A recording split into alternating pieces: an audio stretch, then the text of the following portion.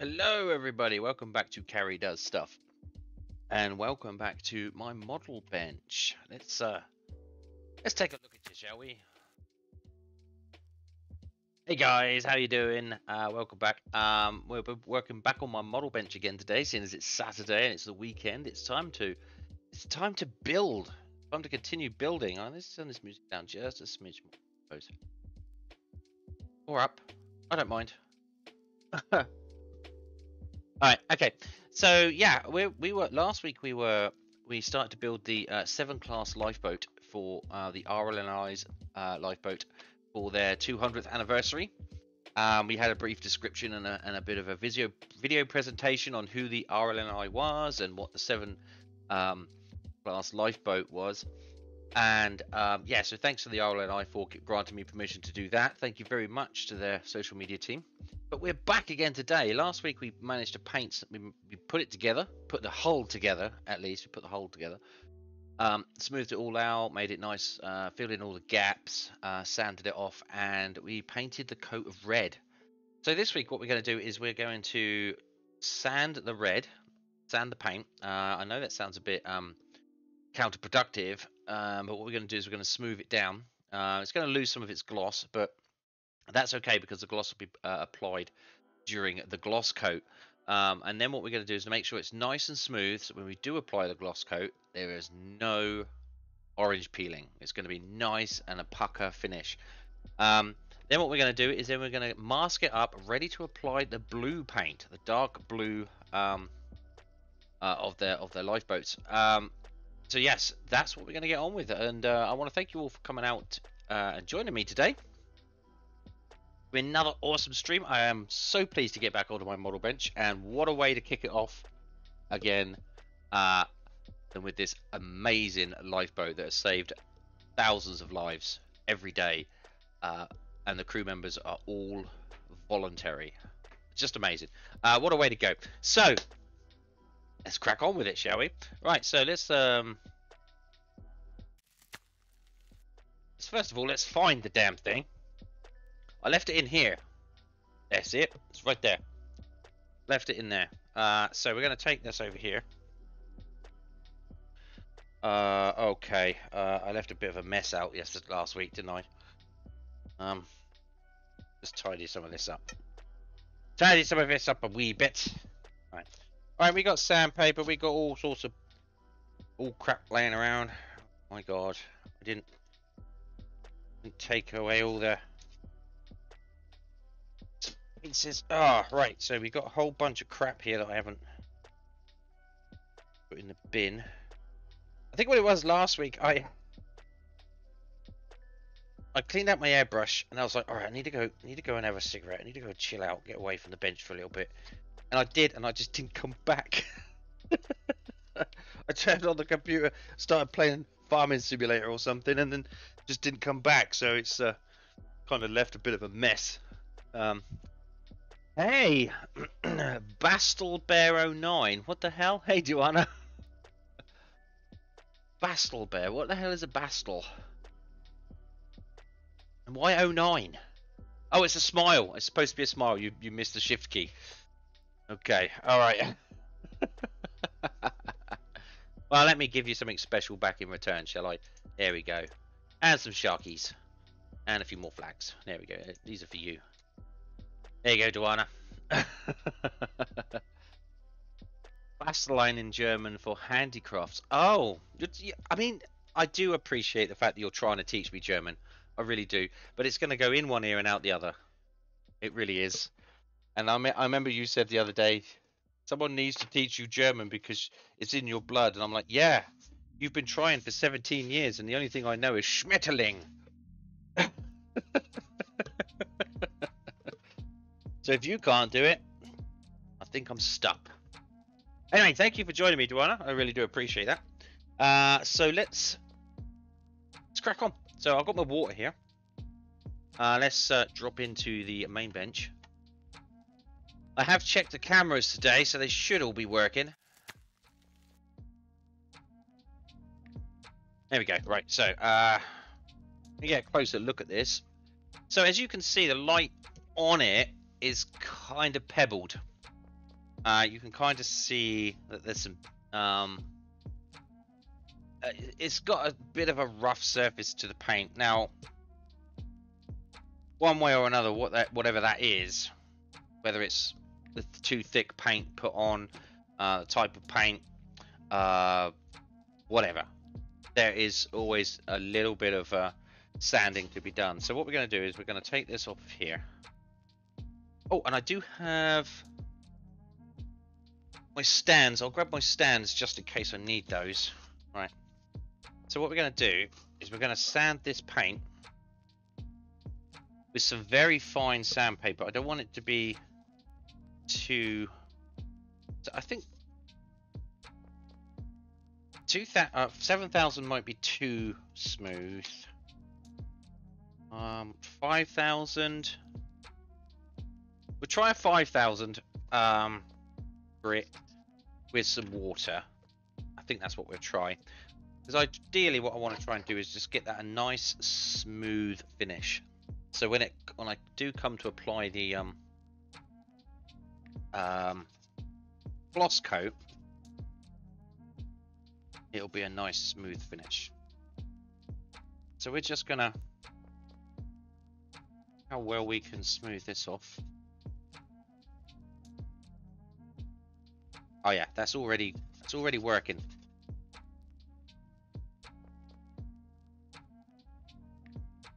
Working fantastically already. Don't want to be too aggressive with it. That's why I've picked quite a smooth grit. Don't want to be too aggressive because we don't want to get down through the paint onto the primer onto bare plastic. We just want to smooth off those. You want to polish it, not rub it off. Yeah, essentially, you're kind of polishing it somewhat. It's with a very fine grit, you become the polishing, but you also want to sand off the imperfections in the paint. So yeah, you don't want to. So now I've got a nice smooth surface along there.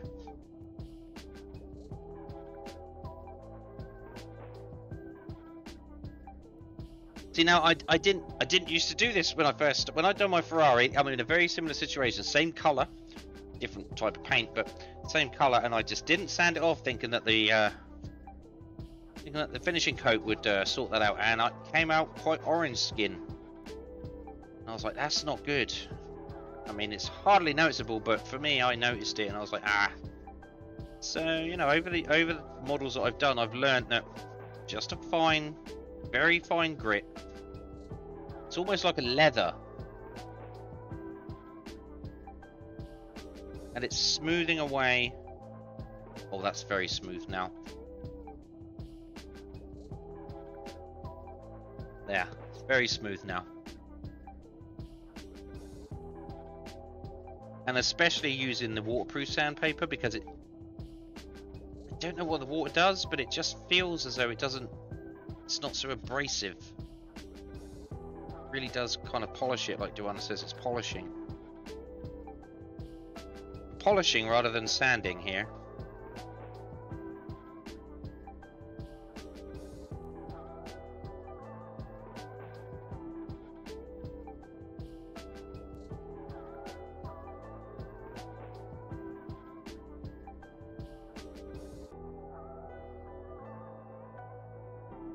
Now some of this is all obviously going to be painted blue. I went quite high with the red because I wasn't sure where the borderline was with the blue.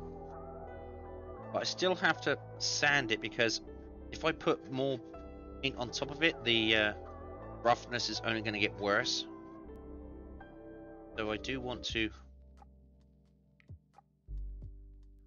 smooth it off entirely to receive paint. That's looking good on that side. Carry on underneath. How's your day going, Duana? You good? Having a nice lazy Saturday, I hope.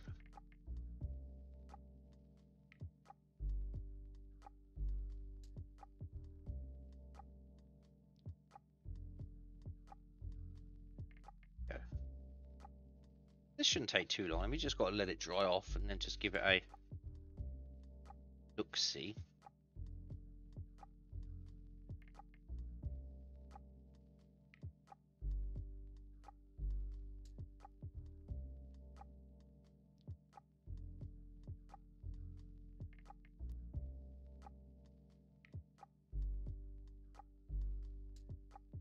Wish it would be 5 or 10 degrees colder. Oh, you're having another hot day, are you?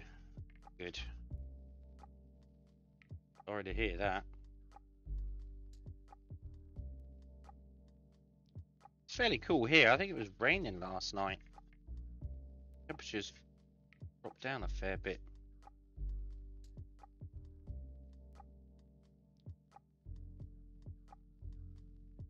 Haven't even got a fan on today.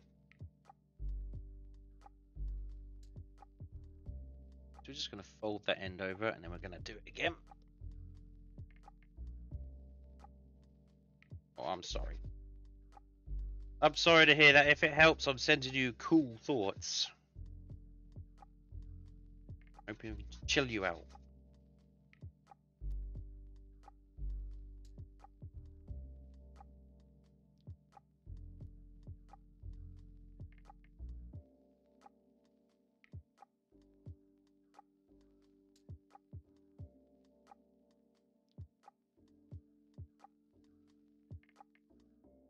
Right, now some of these bits are going to be awkward to sand, but you've got to try and do as much as you can without taking too much paint off or over sanding.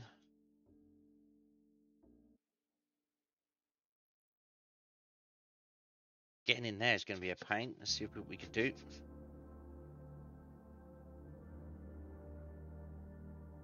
Right, let's...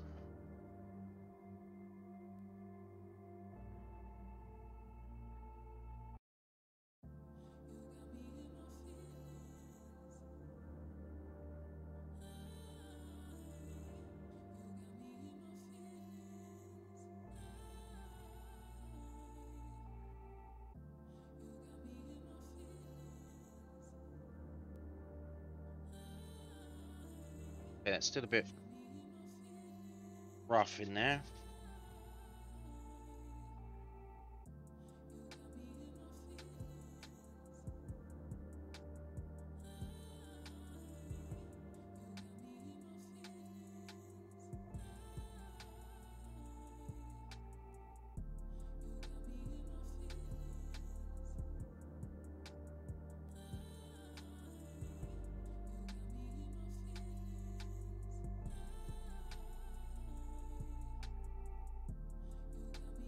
I think we're getting it. I think we're getting it. We just have to wait and see what it looks like once it's dry.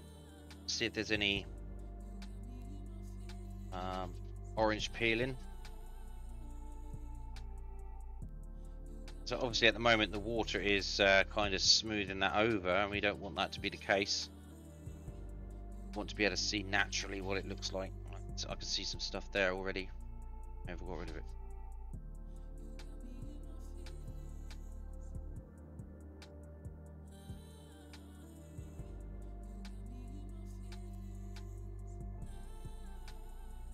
Okay, right, let's work on the back. Careful of the temporary masts I put on it.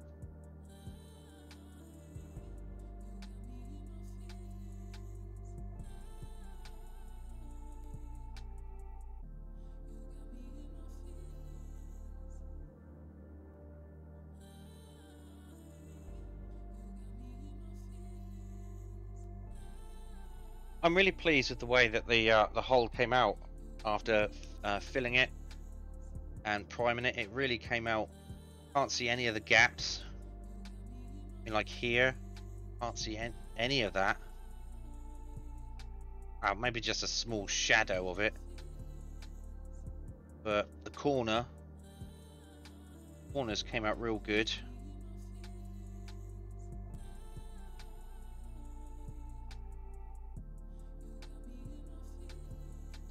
I don't find much paint up there. I have to worry about that. I knew where the line was, and it's just down here, so fine there.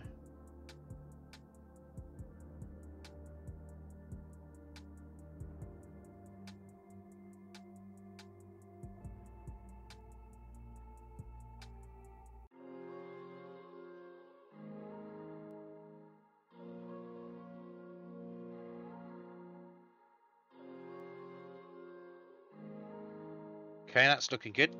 Right, so now we need to do the other side here.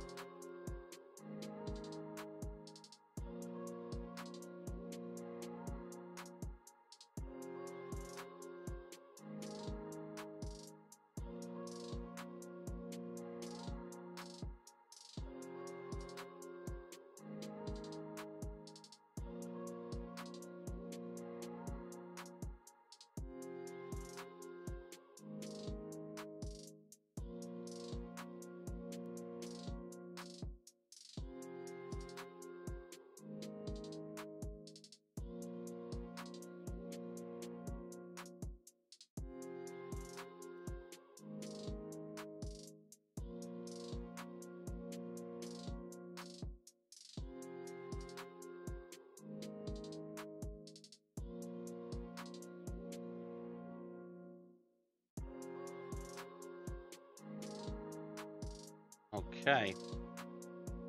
I think that bit maybe, let's just turn that around now. That bit's gone a bit soggy. It's not actually doing much. Try another bit.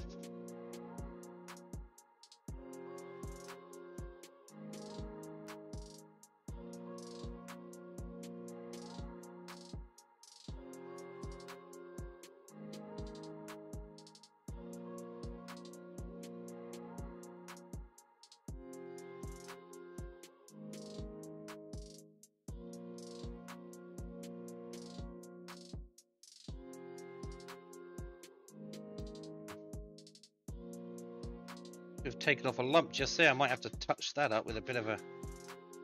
It's annoying. Looks as though I painted over just like a smidge of dust. Now I've sanded the top coat of it off, so now I can see a little grey dot. I'll have to come back into that.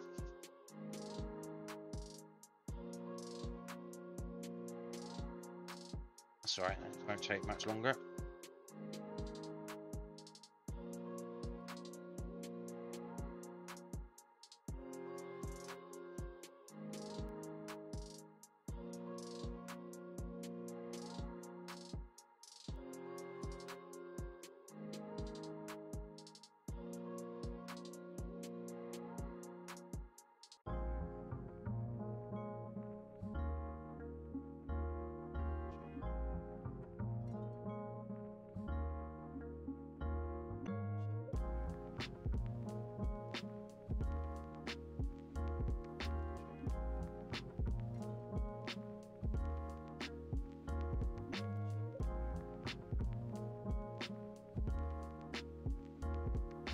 This is the first time I've really done a model kit for a boat. I've done airplanes and cars, but I did want to get into boats and ships at some point.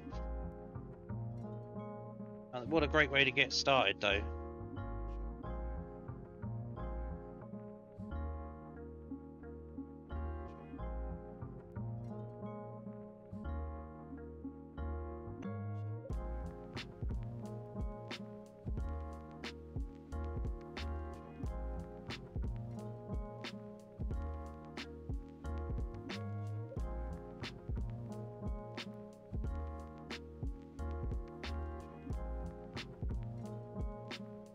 I'm feeling a nice smoothness along there.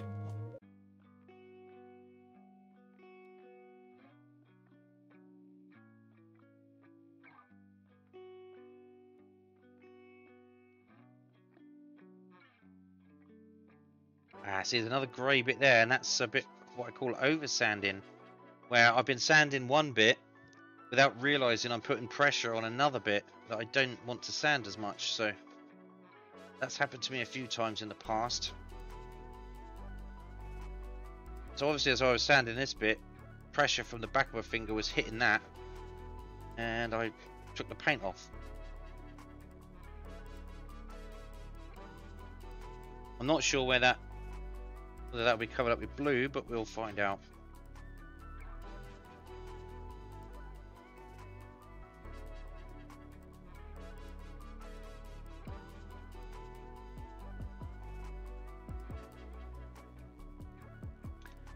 Hey Aria, how you doing?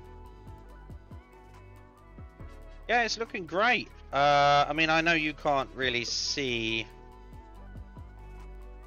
the smoothness of it right now, but the paint is a bit dappled in places, so just smoothing that out.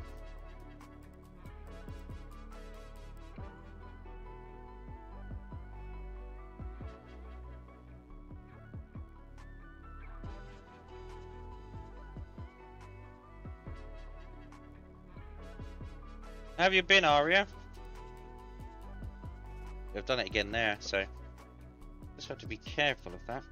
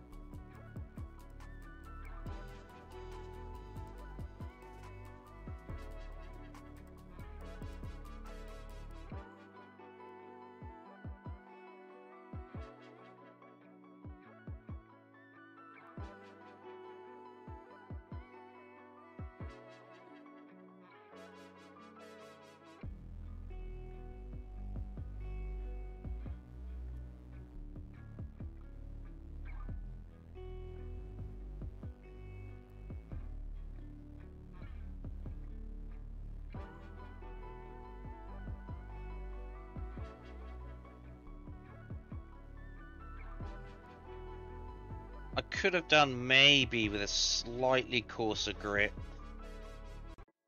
but not too much more.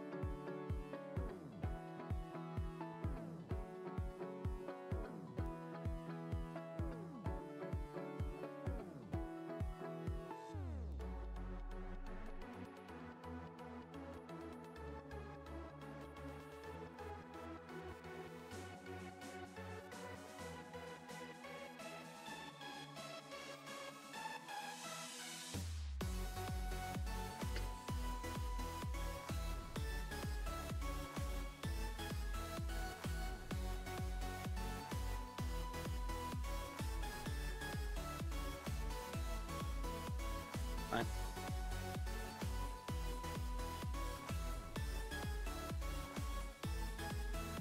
Alright, now it's much smoother than it was. Okay, so what we need now is we need to... Look, all the red spots, it looks like I've been bleeding. I haven't been bleeding, I promise you. I'm not bleeding. What did I do with my tissue paper? I had a whole... I sworn I had a whole roll of tissue paper here earlier. I had it last week. I cleaned out my... Ah, yeah, I put it away, didn't I? I was just going to mop up this. Okay. Boink. Right, so now I need to find a cloth.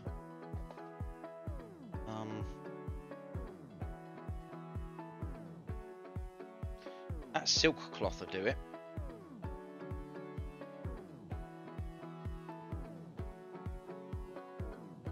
Right, so what we're going to do now is I'm going to take this bit of polishing cloth,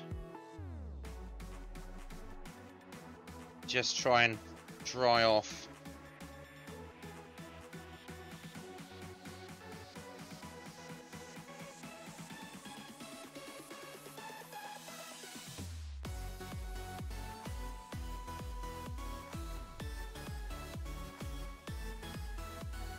Oh, that's a nice finish now.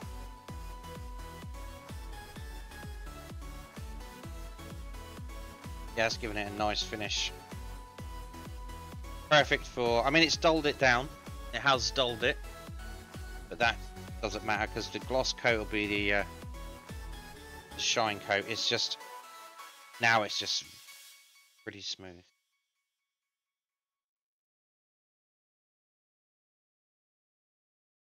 Wash away.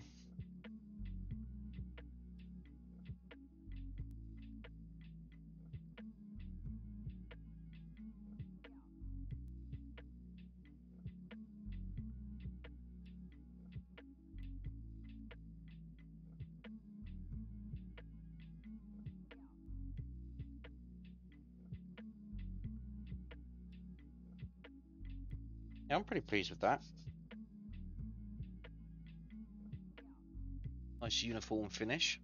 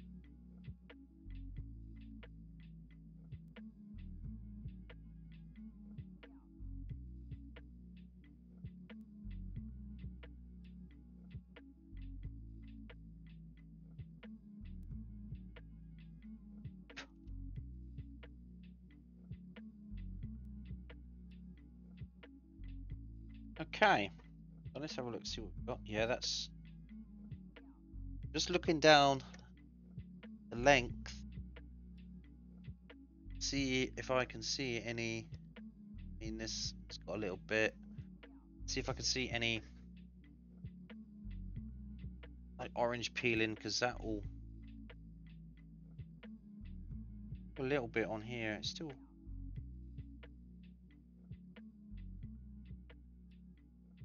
Just my eyes. Sure. Compare it to the other side, because.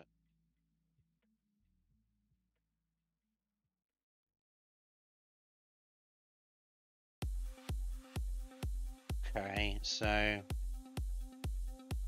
Yeah, that should be fine.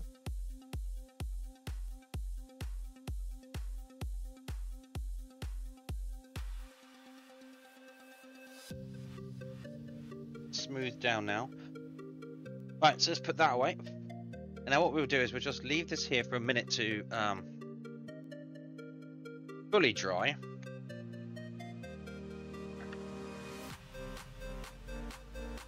And we'll have a look at the distractions.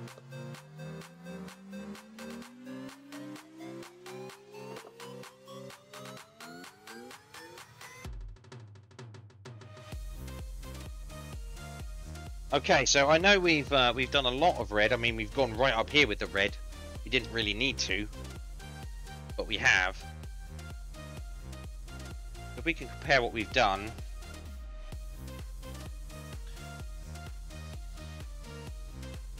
I'm seeing it come straight across just under these windows. Straight across.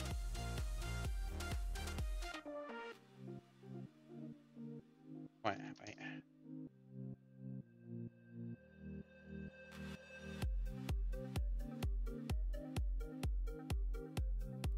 Just trying to get the looks like the angle right.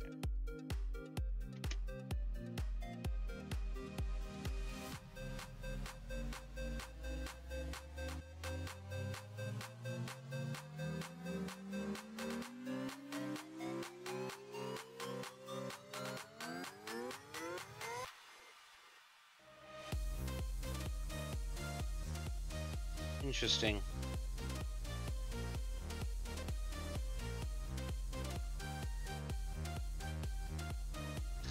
Okay, Okay, so I'm seeing a bit of a problem here. So there's this part here. There's it's like a fin goes along the side here, and it's supposed to be blue up until here.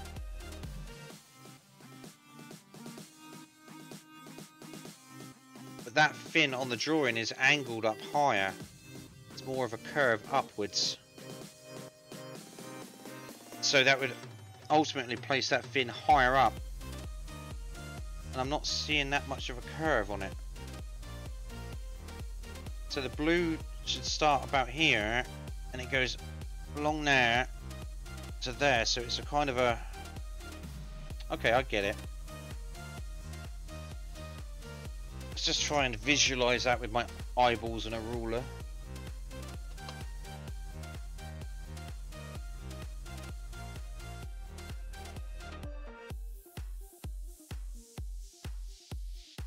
Seems as though it's a little bit more of a steep, a little bit too steep. Okay, let's take a look at the box art.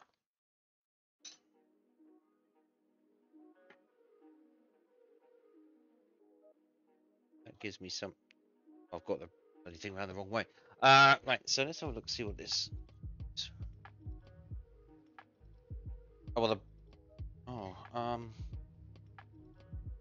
okay. So it is showing there's a lip on there. That's red under there. Maybe it's just my eyes deceive me on the model. Once I put the hey!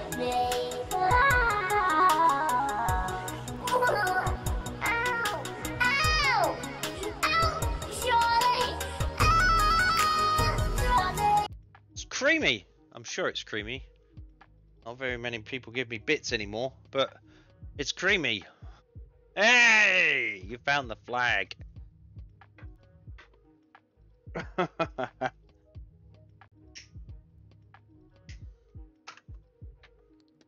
Tis I. Excellent. Good to see you, Creamy. Hope you're having a great day.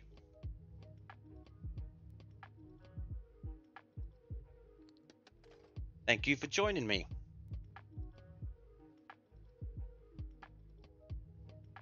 Oh, and a woo. There's a woo as well. Oh, you like those new flags, don't you?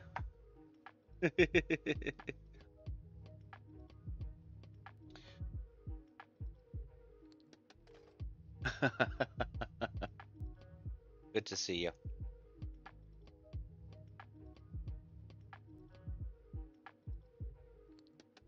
Okay, so I'm having a bit of a break, having a bit of a smoke, but I'm just trying to work out where the top of that red comes.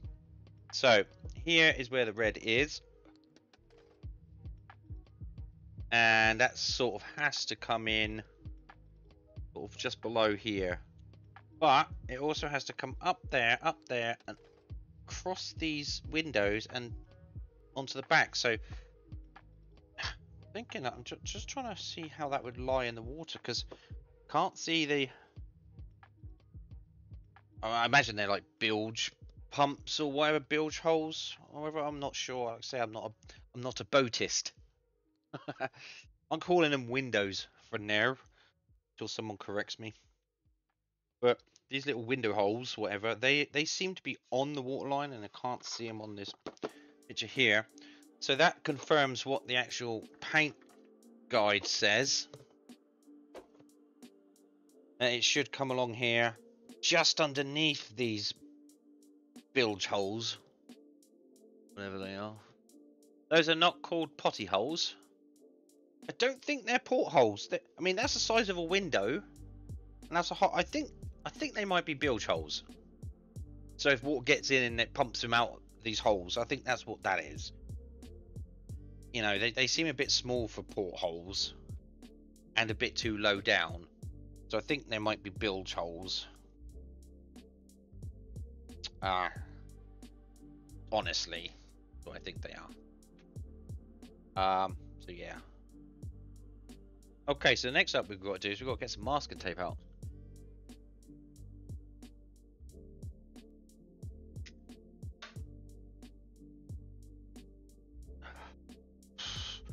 potty holes.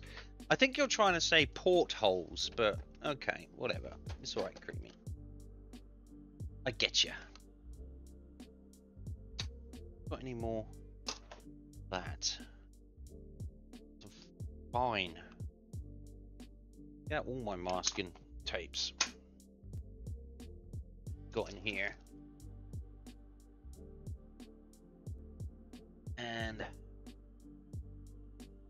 okay, so this might be good, some good stuff to use. What's that? That's the wide stuff.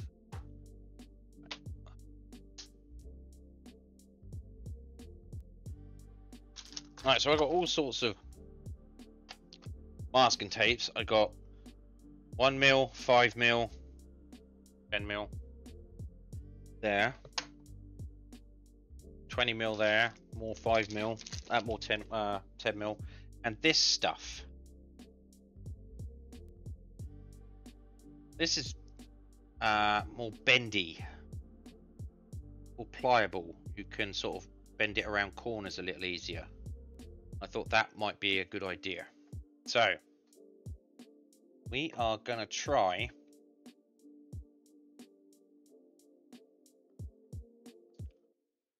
so where is the back line? There's the back line just there.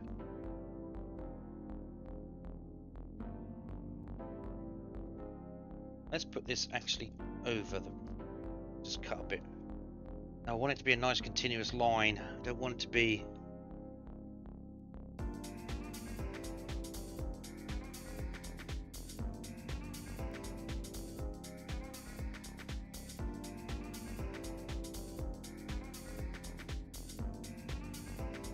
right.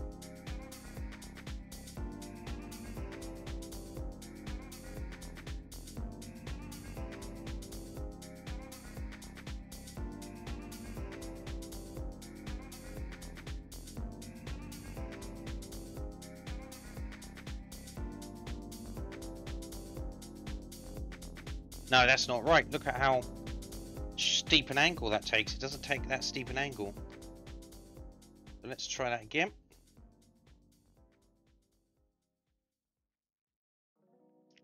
It's a more gradual curve. That's it. Where does it cross? Yeah, that's right. It does cross underneath here, which is about there, and underneath, which is about there. So I think I've got it. Got it. Just gonna snip that off. Actually apply that.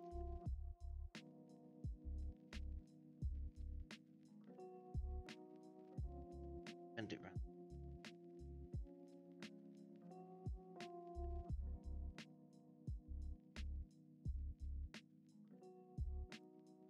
Now, do is snip off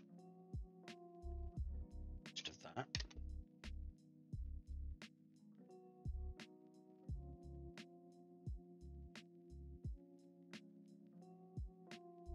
That's not it. Right, I need my tweezers.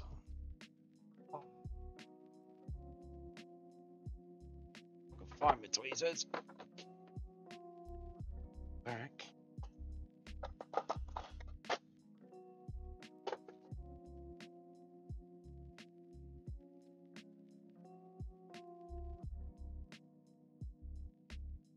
Be a nice crisp line on the back. No.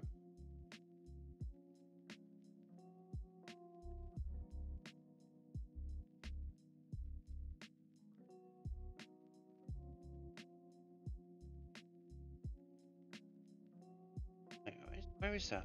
That is there, isn't it?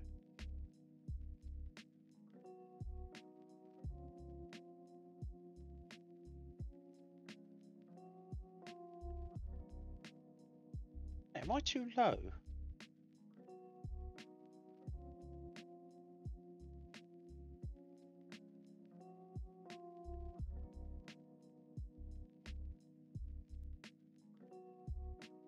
Oh, there it is. Right, we just need that for now, and then we'll apply a bit more on that in a minute. think I am too low. Just here. There is the... Oh no, because then there's a decal that goes across there. No, I'm fine. On the right level. I think so. Pretty sure. Yeah, because there's a decal that goes in here, like a red, yellow underneath the black line. Almost like a huge long German flag. But that will take up about that much, so I am about right, yeah. Okay.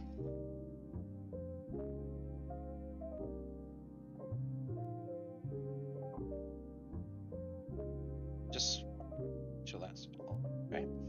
So now all this is going to be red, and this is going to be blue. By the way, Carrie, 10 more days till Satisfactory, what's that, 1.0? Oh, until it gets actually fully released. Nice.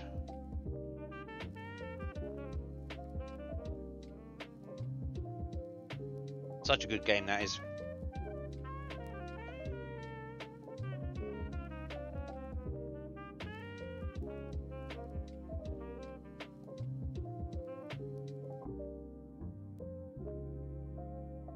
Right, what I'm trying to do is just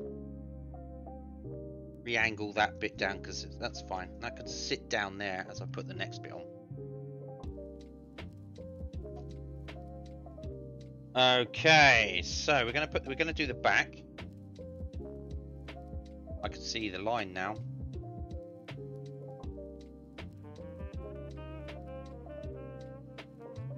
Right, we're gonna cut a bit off of this, I think. It's gonna be easier. I saw you were in Satisfactory the other day, actually. I thought, oh, is Amu gonna be playing some more Satisfactory?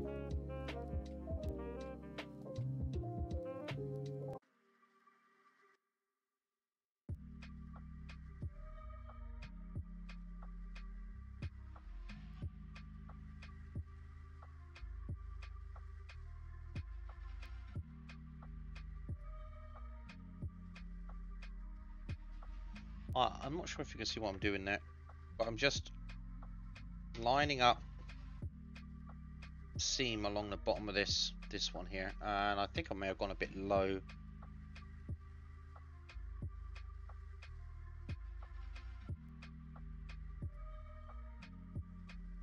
There we go.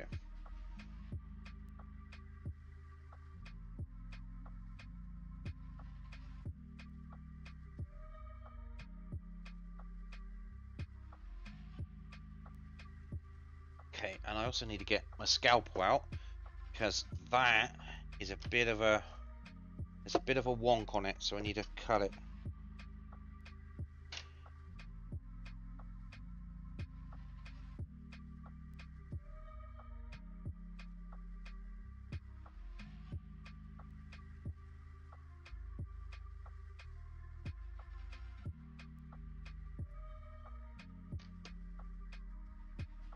Yeah, just there I can see a...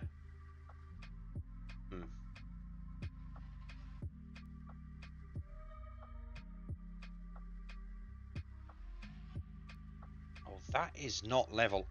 That's alright, we do that again. Do it again. Oh. No. It's not right, I'm doing it again. I'd rather do it right now than look at it later and think, oh my god, that is on the piss, they say.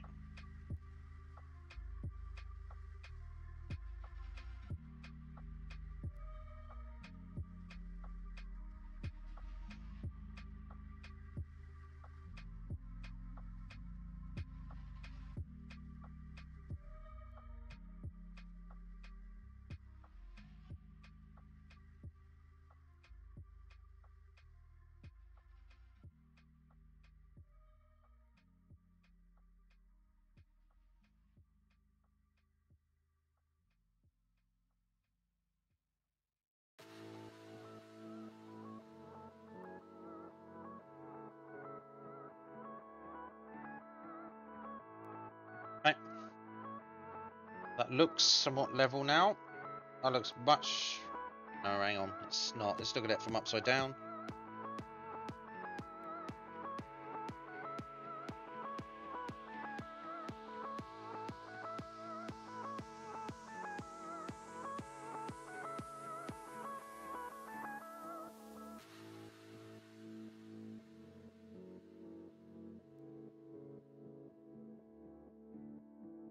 Okay.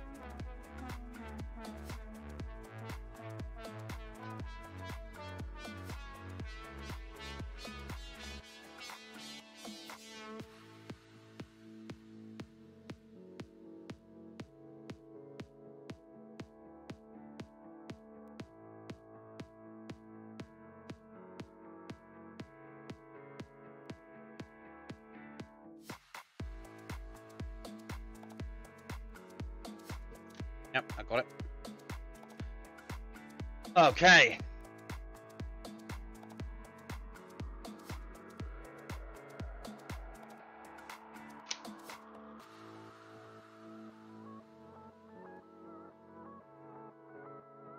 We'll get the scalpel out in a minute and we'll just tidy up those edges there because there's a bit there that's going to be sticking out that needs to be sorted.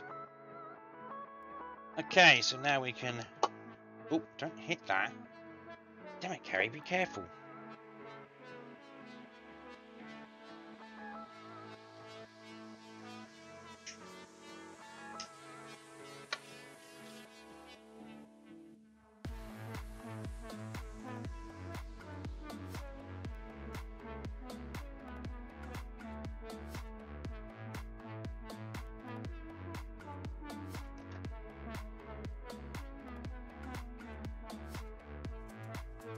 Headphones falling off again.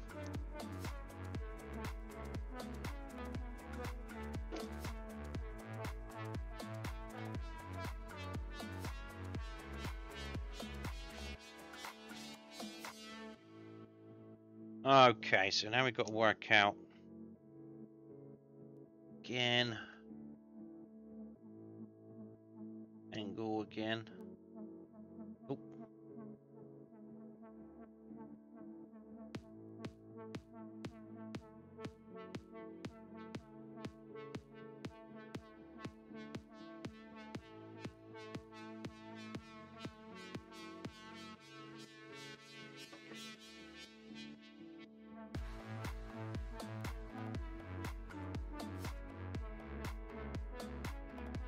This is why I like this masking tape, because it goes around corners and you can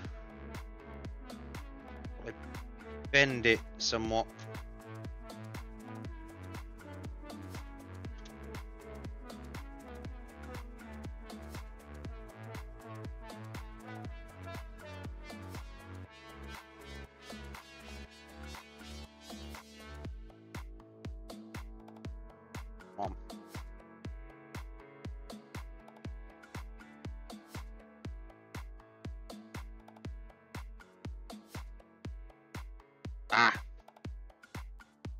Although you do have to make sure it sticks.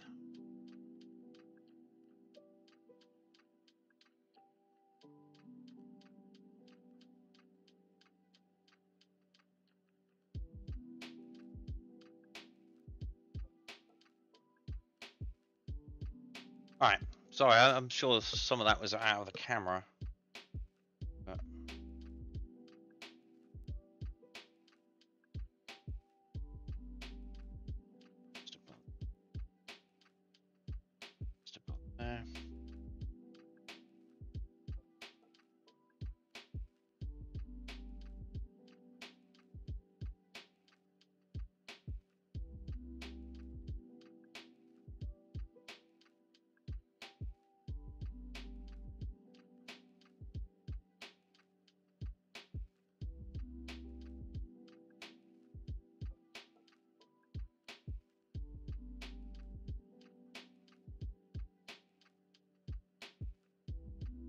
Okay.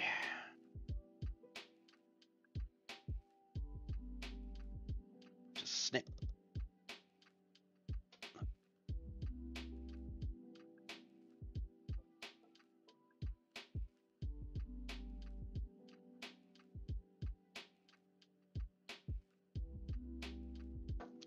Alright, good. So now I get my scalpel out. Probably going to need a new blade.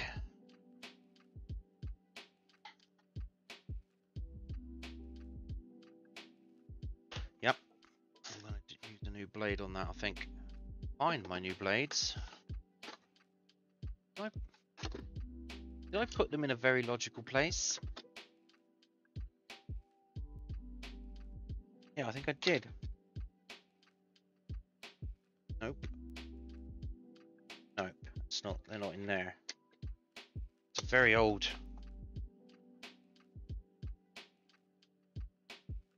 That's... Ah, I found one. It's probably not in its logical place, but... Right, so we need some more of them.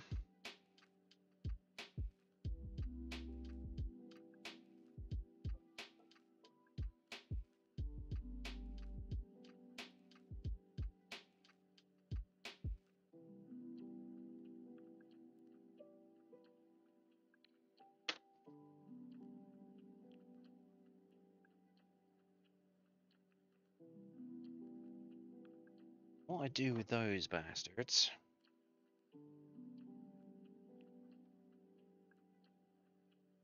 Because scalpel blades are nasty.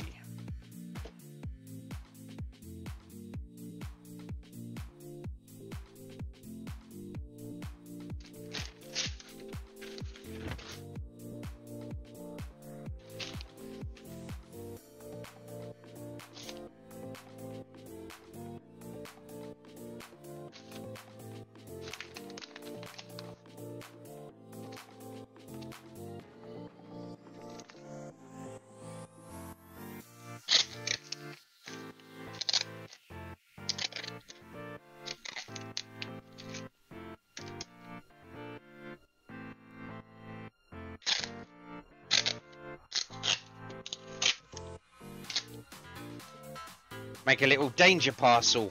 There we go, now we can put it in the bin. Boink.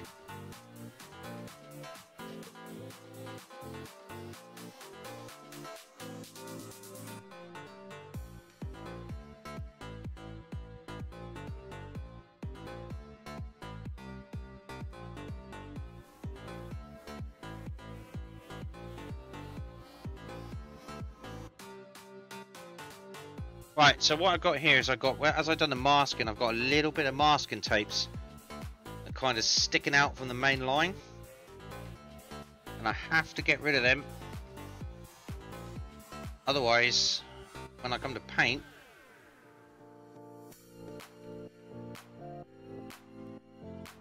they will show up. And there's another one here.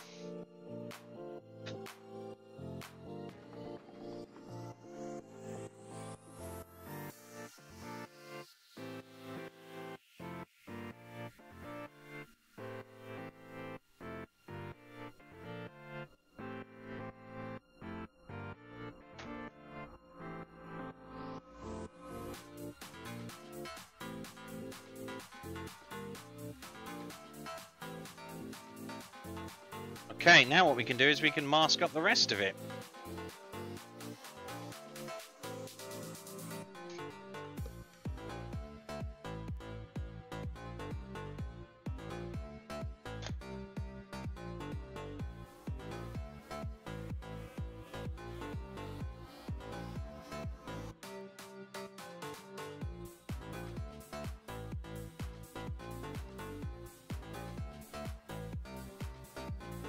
Masking always takes a while.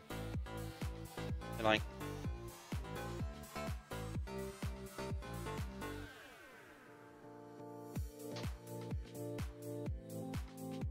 but what we will do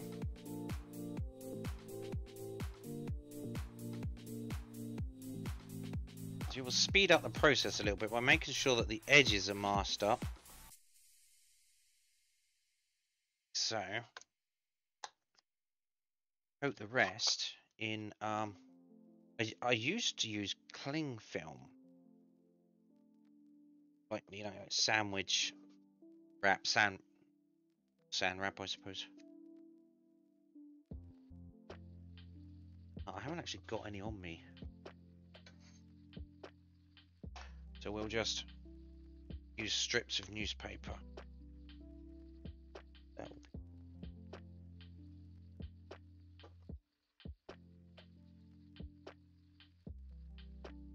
Okay.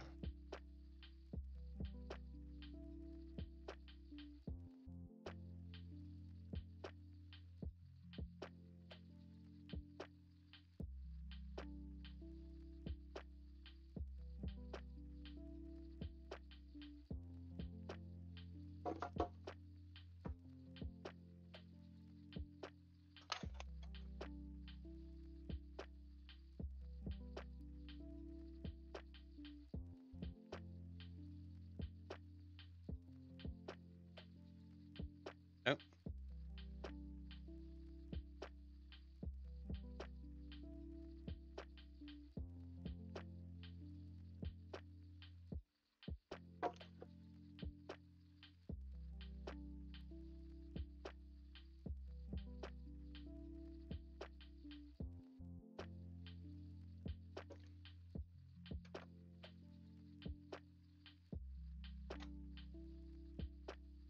I can see the orange stripe being quite difficult.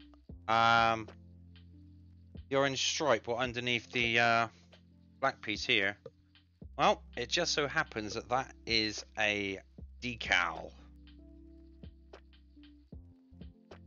So it's not going to be as difficult as you'd expect it to be. Although I could paint it, but I don't think I'm going to. This red and yellow stripe is going to be that is a decal. So I should be able to lay it on there and then sort of like with water and decal fluid adjust it into position properly, so that stripe's not going to be that difficult. They do provide you with some, they don't make it super difficult for you.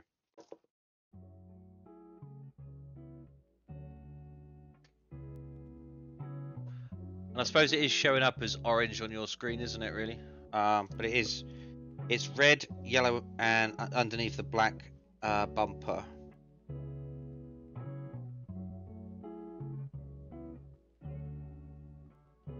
And running all the way around the outside is like a black rubber protection, like bumper thing, I guess.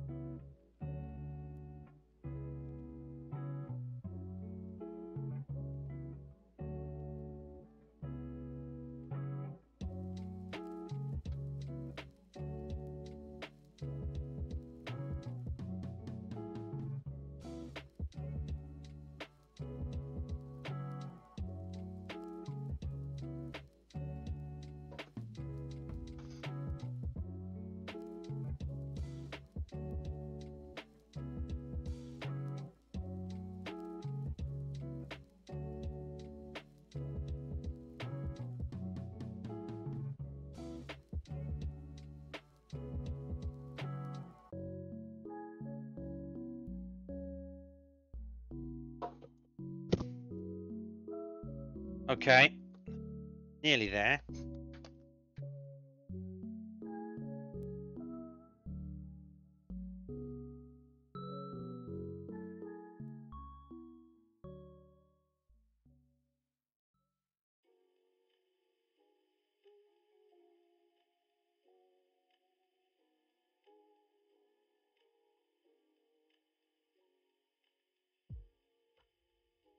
Right, so now I need some more newspaper. Got some up here.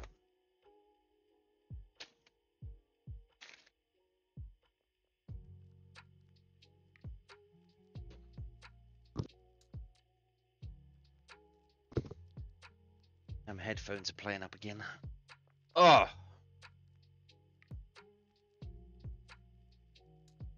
I'll take a bit of a 5-minute breather here.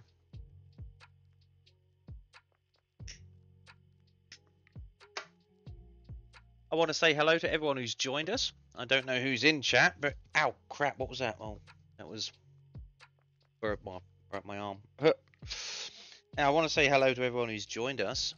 I don't know who's in chat. So if you want to say hello and if you want to ask what I'm doing or talk about what I'm doing, feel free.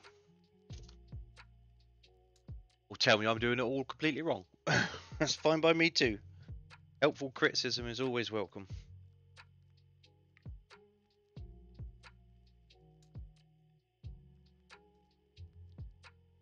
I've always said that when I've done this model bench that I'm not an expert. I just do it for fun. And you're along for the ride, and you can also watch my mistakes. Watch me screw it up. That's part of the entertainment, isn't it? Isn't it? Watch me make mistakes.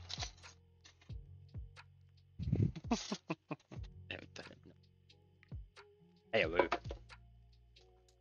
right, so what I want to do here is we're gonna I might want to get some proper scissors to make some lines on that. So okay, let's head off into get my kitchen scissors because they're a bit bigger. I haven't actually got a set of proper scissors. Oh look, I've just dropped some orange paint.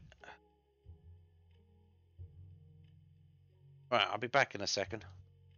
Oh, I took my headphones with me. Oh, I don't need to do that because they'll go all funny.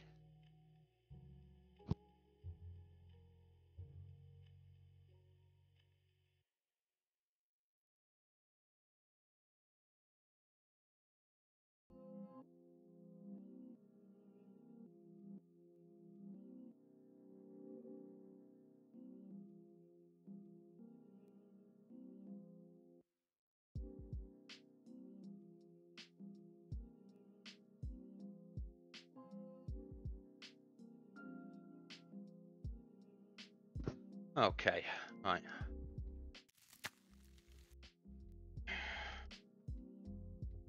Kitchen scissors.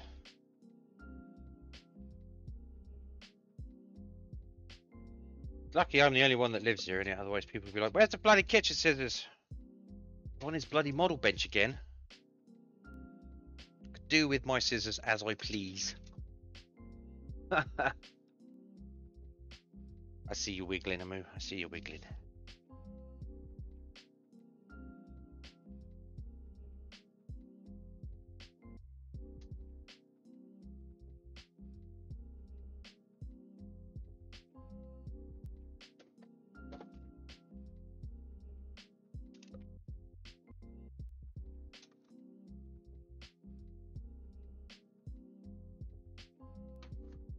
That was all over the camera. I didn't take Blue Peter's classes in presenting to camera. Sorry. So if occasionally I block out the view, it means I'm awkward position.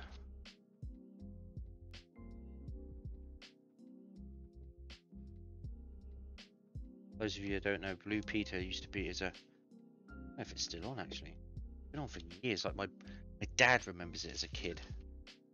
One of his favourite shows as a kid, and it's kind of like a variety show. They used to do like interviews and things for kids, and they used to have like a makers moment.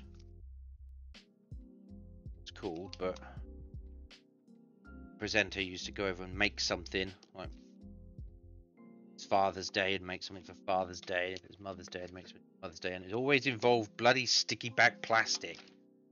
Always take your sticky back plastic. Like nobody ever had. I can't remember anyone when I was a kid watching Blue Peter that ever had sticky back plastic.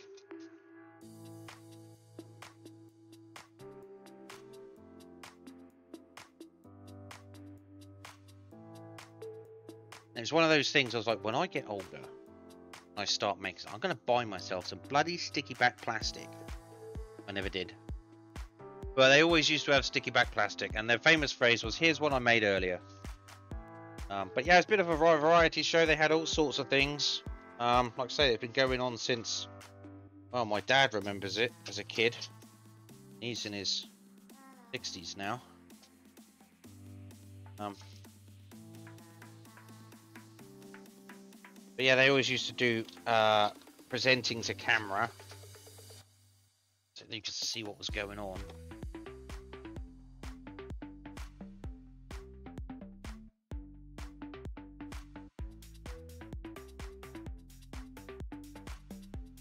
Boo-boo-boo.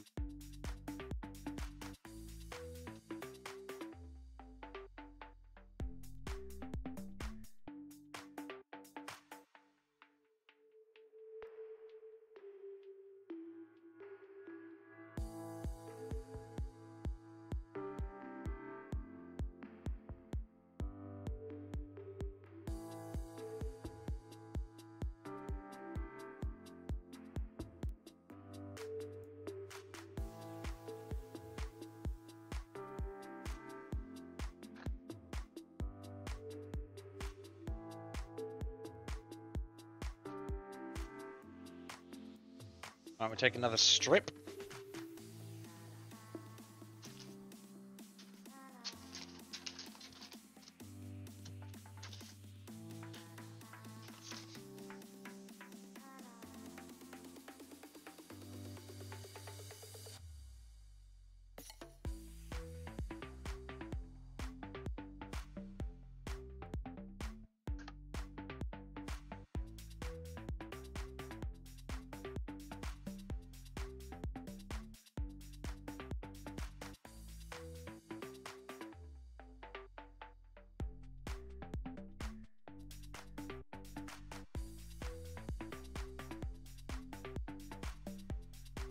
I'm finding myself moving out of the way of the camera because the camera's in the way. So I'm like, oh, I'll go over here. And I was like, no, that's not what I should be doing. I should be moving myself around so people can still see what I'm doing. It's going to take me a little while to get back into the swing of doing that sort of thing, guys. So I do apologise if that happens.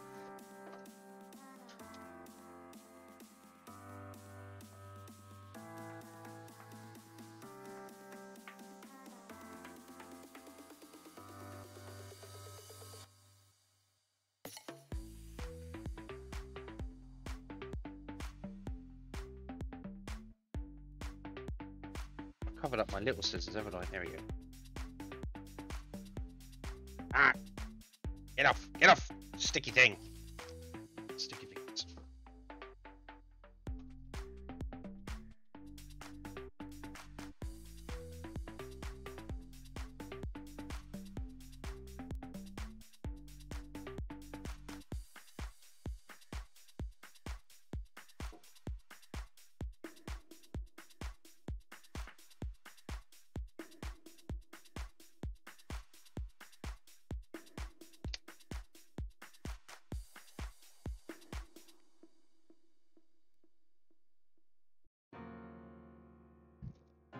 But did I have any larger on the reel? No, I don't think I did.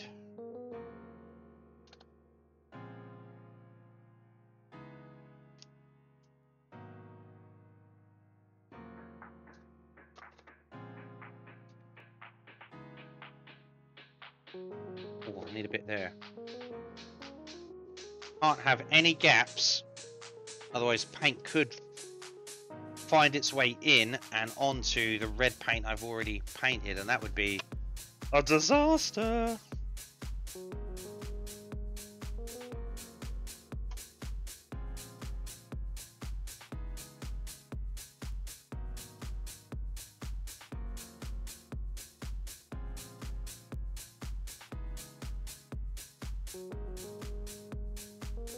All right.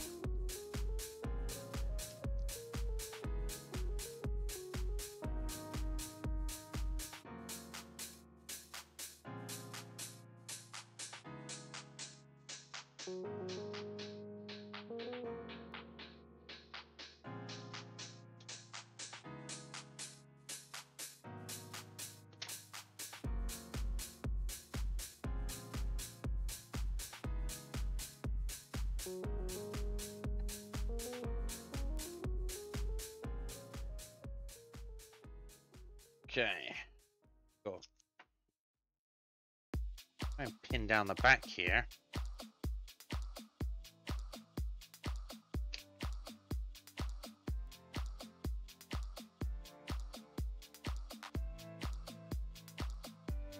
I go through so much masking tape, it's crazy.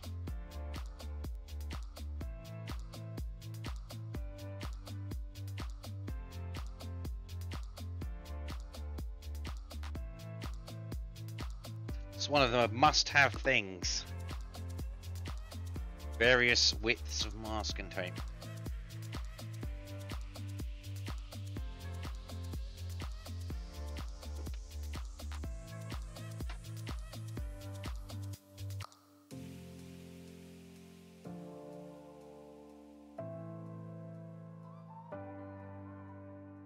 How are we doing there? That's good. Oh, there's a bit there that I need to cover up.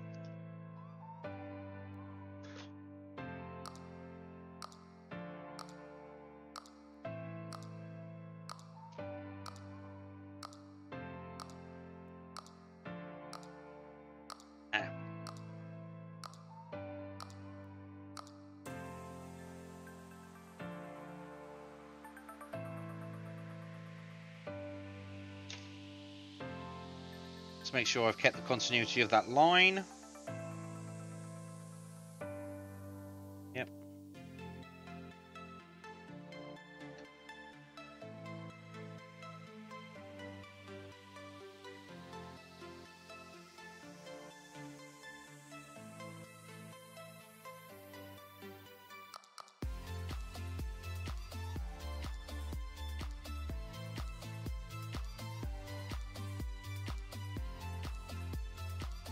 Okay, we are ready.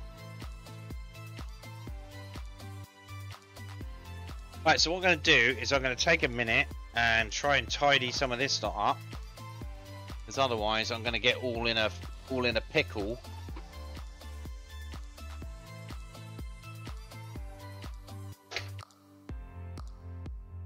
When I come to actually do some painting.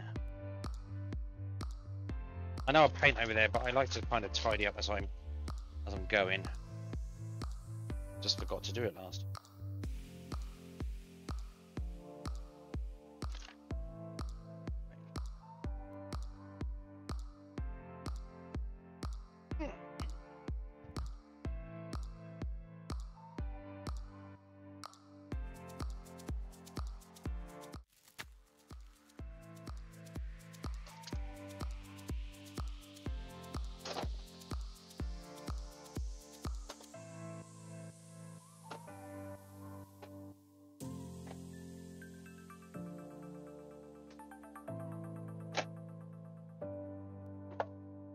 Boing.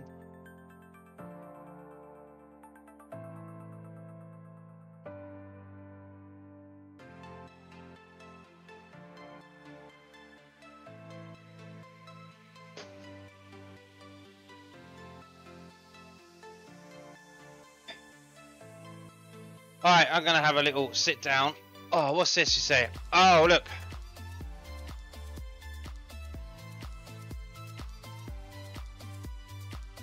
Someone's trying to sell me viewers.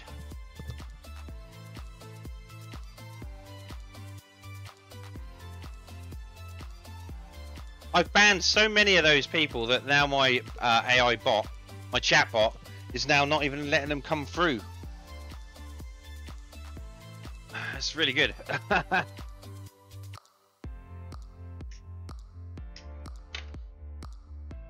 so let's put this in the paint booth. Might not be able to see too much there, but there we go. Let's put that in there like that. Alright, that's going to be ready for painting in a second, once I've had a little bit of a break.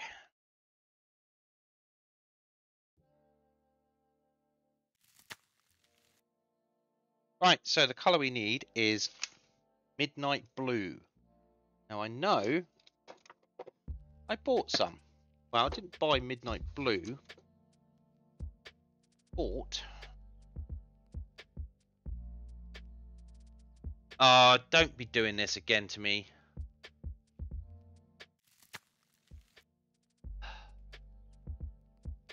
Don't know why it does that. I bought some.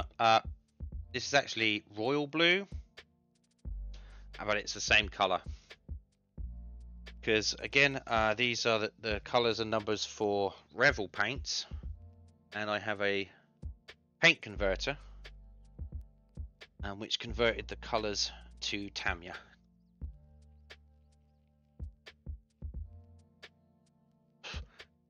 I don't know why, I just seem to like Tamiya paints a little better than Revel. Revel do enamel paints, and I didn't like enamel paints for the airbrush. So these are all acrylics, which I like to work better with my airbrush. But Revel do acrylics, and I kind of I don't know, I prefer Tamiya. Don't have color tones as standardized system. No. The answer to that. No, they all make their own colors.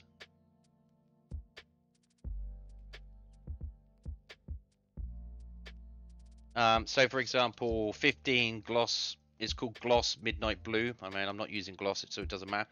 But this is called X3 royal blue. So each company have its own numbering system for colors.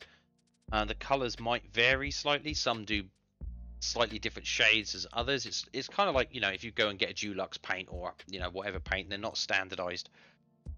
But you can pick up, they do a bunch of colors that are all very much the same, because they know that those are the popular colors, this, that, and the other. So they do similar shades, but there might be, like, Tamiya might do a slightly darker blue than Revel might do, or whatever. So, and again with the orange needs to be gloss orange. Again, I haven't really got gloss orange because I'm not worried about gloss. I just got orange, so they'll do an orange. I remember the colors we use for our machine are all RAL. Yeah, so it'll be RAL then a number. Is that right? So so you wanted a certain color, it'd be RAL 12 or RAL 42 or something. It's a similar thing. If you went to a different company, it might have a different number system, but these have all got different number systems for different companies.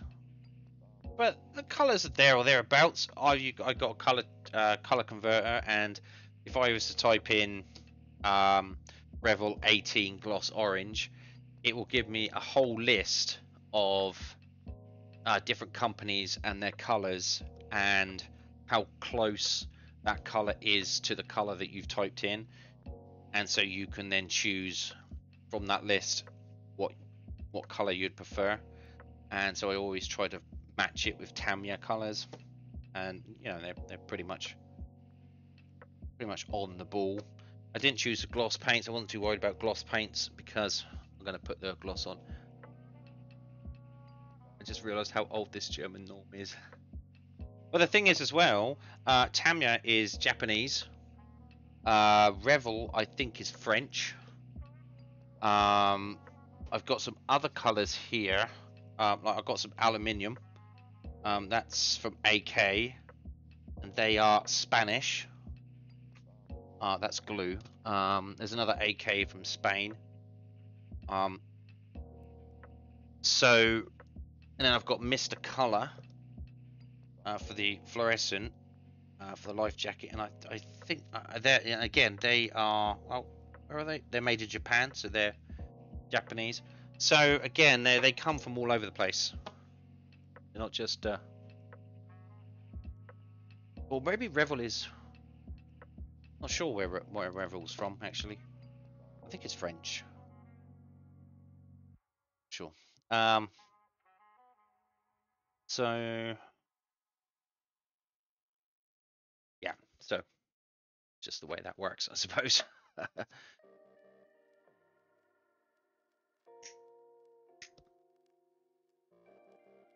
Stems from the German Reich. RAL stands for Reich Oh God. Right, says Committee for Delivery Conditions. Okay, I can't pronounce that word, John. I can pronounce fur, and that's about it. Liefen Bedingudden. Right. I don't know. You must laugh so much when I try to pronounce some of those longer German words. Like, oh my God. Yeah, I have heard of RAL numbers before. But, so that's basically what I do. I prefer using Tamiya. Don't know why. I prefer using their acrylics. Always have. So I just convert back to from Revel to Tamiya. It's just how I do it. It's just what I do. Right, so what we're going to do, we don't need the orange today, so let's put that away. And let's get out some of my paint bits that I need. We're going to try and make a slightly thinner spray. So we've got my Tamiya thinner. It's another reason why I like Tamiya, because you get so much thinner from them. I don't like to kind of mix brands if I can help it.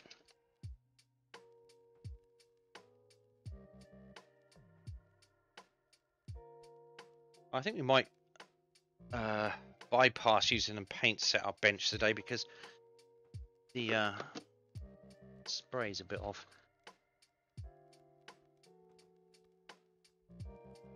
If I can find some smoother. Ah, there's one. I only need one really. What else am I going to need? Ah, yes. When it comes to doing the airbrush, I'm thinking more cheap viewers. Good God. Go away, Quirky. Jesus, well I know where to go if I want to buy viewers.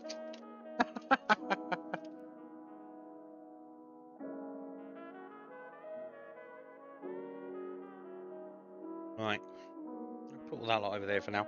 Because what we're going to do is we're going to... What the hell is... Oh, that's my... Alright, okay. My water.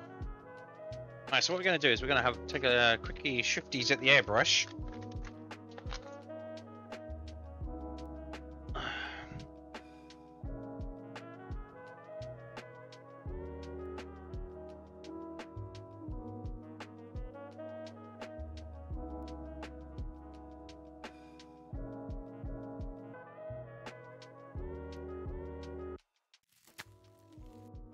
Alright.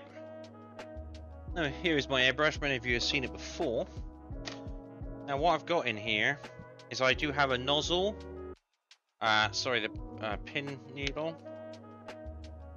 Nozzle cap right on the end here, the little pin, and there's a needle that goes through there.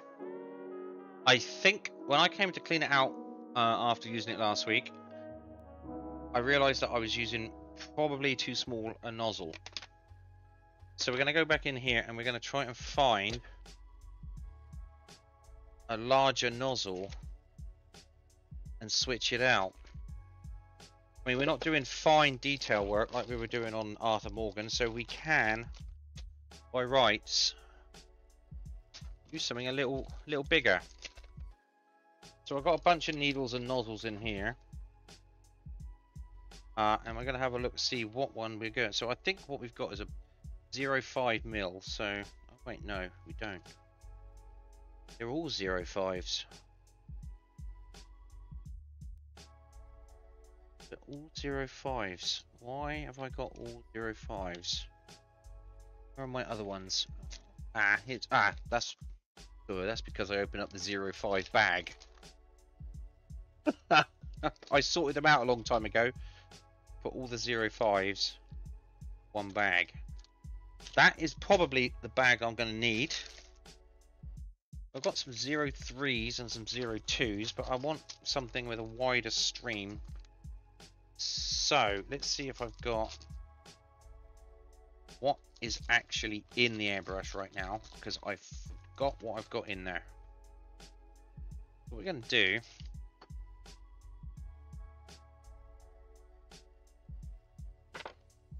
is we're going to unscrew nozzle.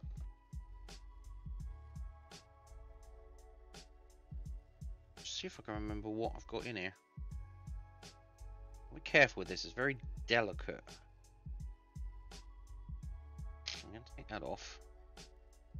Oh, I seem to have lost the rubber grommet on that one. Right, so I got a feeling that that is a 0.2. So what I'm going to do is I'm going to get some 0.2s and compare it. If it is a 0.2,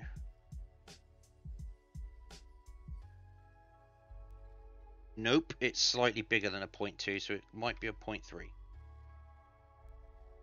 So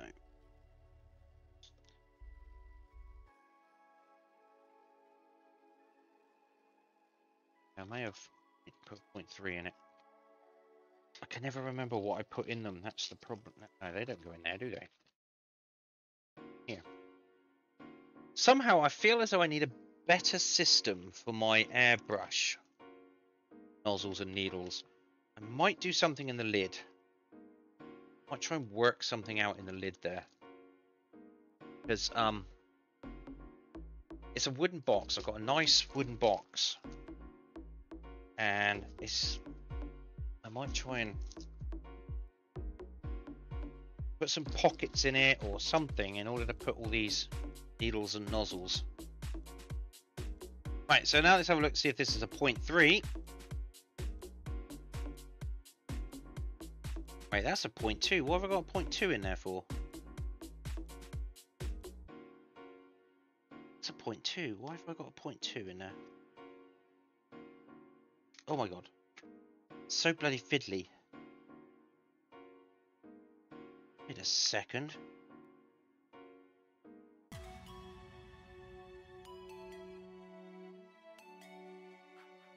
Alright.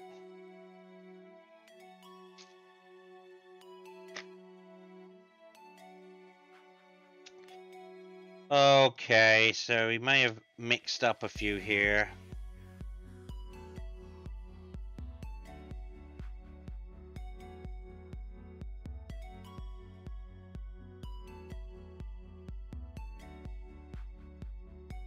I may already have a 0.5 in there. Really?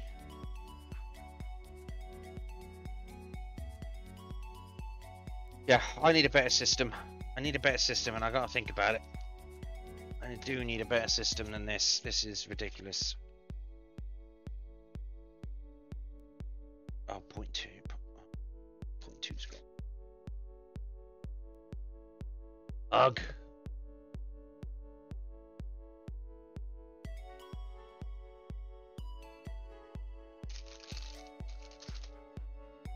Right, 2.2s, 5s, here's my 0.5s, a whole bunch of 0.5s.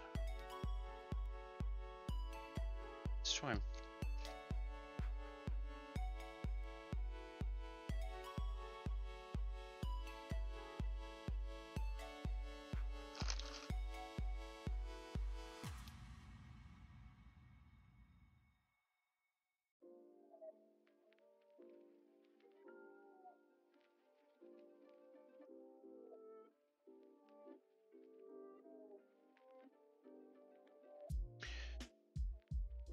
Can't really see if there's that much difference.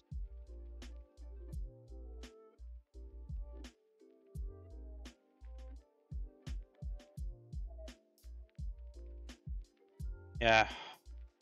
Right, well what we do is we'll switch it out for that one anyway. Yeah, I need to really sort out my needles. Needles and nozzles need a revamp. This system isn't working.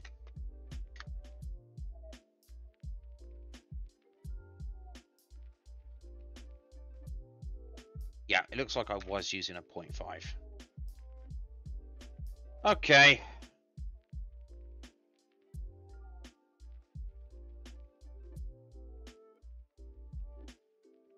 What do I do with the... Hello, where is my... Oh, there it is. Yeah, I've got to figure something out. I thought if I just put them all in the right bags, then it would be okay, but I don't think that's going to be the case. Alright, so it's already 0.5. Okay, good. That was a waste of time. But at least I've changed the nozzle now. I'm going to change the nozzle.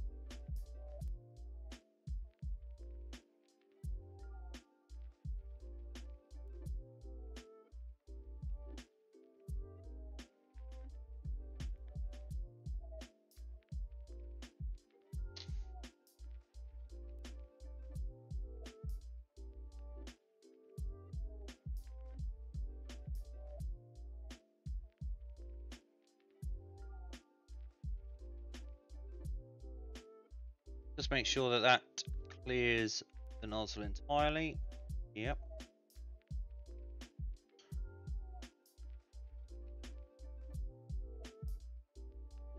Good.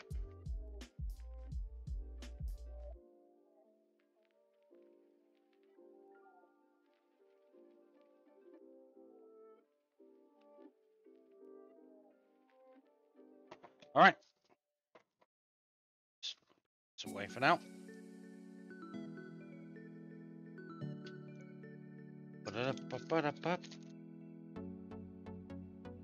Oh, goes back.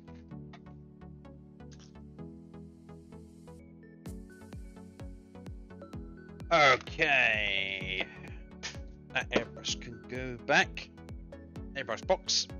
I got two airbrushes in there. One is a professional grade. This is that one's that one, and the other one is just a kind of a cheap mist coat kind of doodad thingamajigger. What's it? No.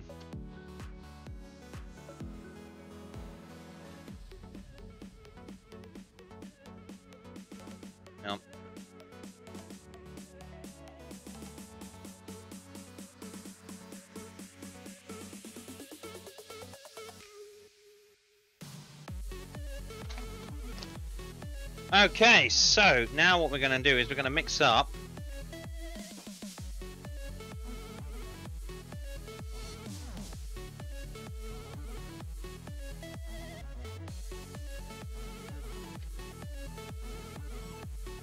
some of this blue paint. Oh, before I've had a smoke over there.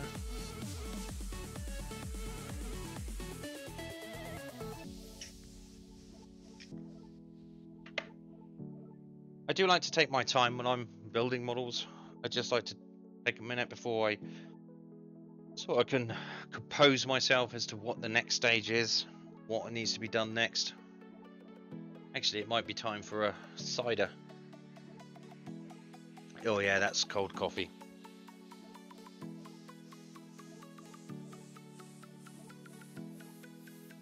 Right, let's go and get myself a cider.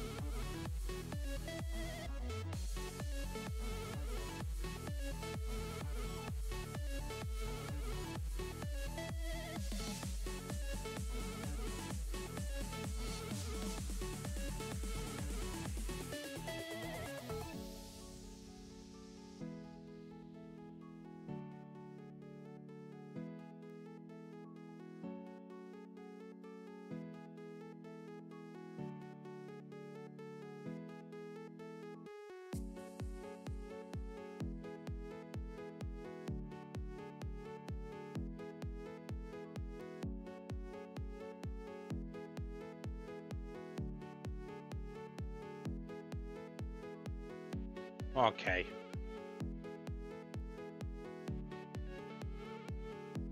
Oh, refreshing.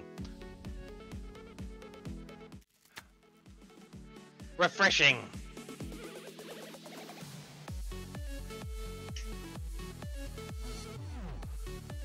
Sorry about that. You all know me by now, though. Yeah, I shouldn't really do it, but you know. So I want to thank Aria for donating $100 last week. Thank you very much, Aria. I really do appreciate that. She donated it for face masks and more bits and pieces. They are on their way. Just say that. So in the meantime, for painting, I've got one of these old COVID face masks. I thought, well, if it can stop bugs like COVID getting out, I'm sure it could stop paint getting in. So, at least for now. It's better than nothing, isn't it? So, that'll ease your concern for me there. I don't want to get out my full face mask, my water white respirator just yet, because it's an absolute pain to wear, and I sound like Darth Vader when I'm talking down the mic. I only really use that for the car paints. They're nasty things.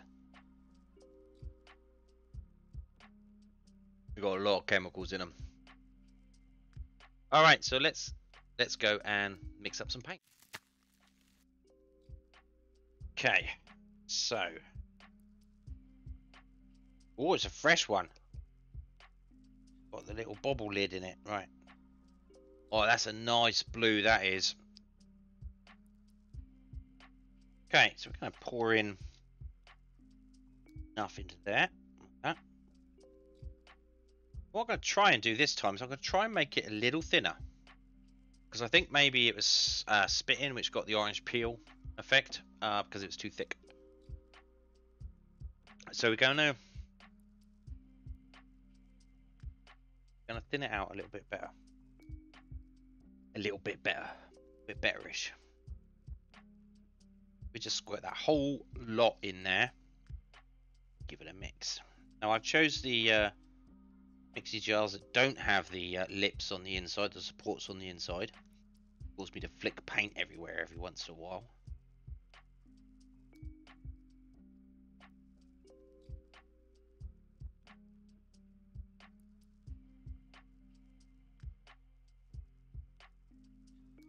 Okay, what we go.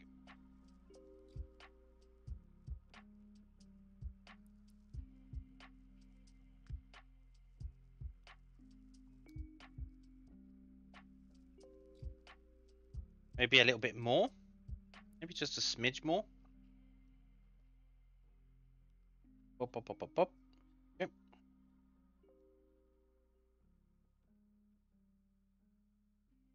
Too thick and it starts to spit. That's the problem.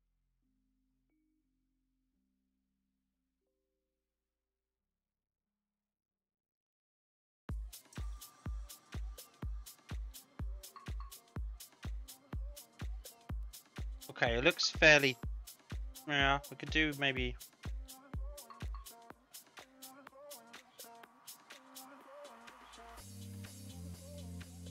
Because it doesn't matter, I don't mind putting on multiple coats, I just like it to be smooth.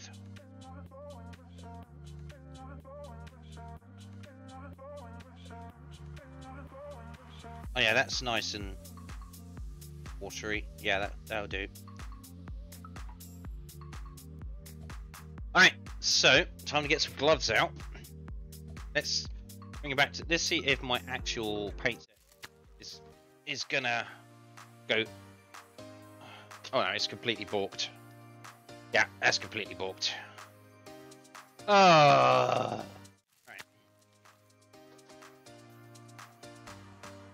Sometimes it works fine, sometimes it doesn't. It's I've got so many webcams plugged into this computer down here that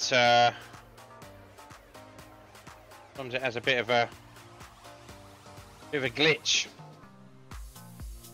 I don't know what to do about it. When I ordered the computer, I told them I need like a bunch of webcams plugged into it. I told them I needed like 1, 2, 3, 4, 5 plugged in. So, you know. Right, we're going to run through some airbrush cleaner straight through the airbrush to start with, just as good practice.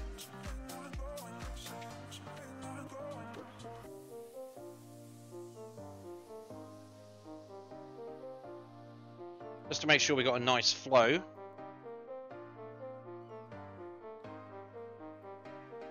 Yep, okay, so now we're just going to let that run. And I will bring you onto the spray booth in a second.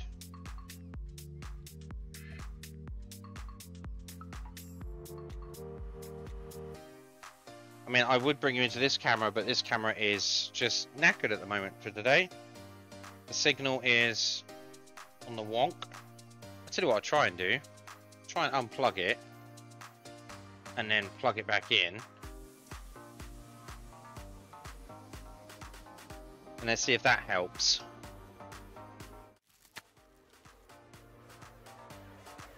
Oh yeah, I did something. Let's see how long that lasts. Hey, thanks Aria.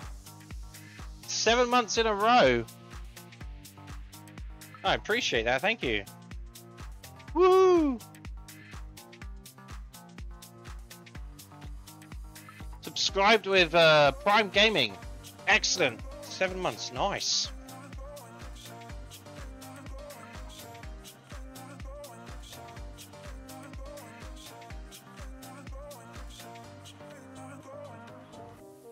Okay, so that should be nice and run through.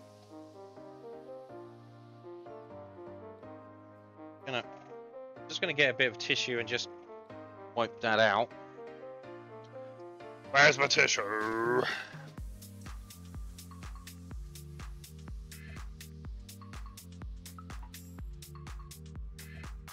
Oh, it's been so good. I tell you, to get back and do this. The whole model bench has been sat here for like a year, just not doing anything.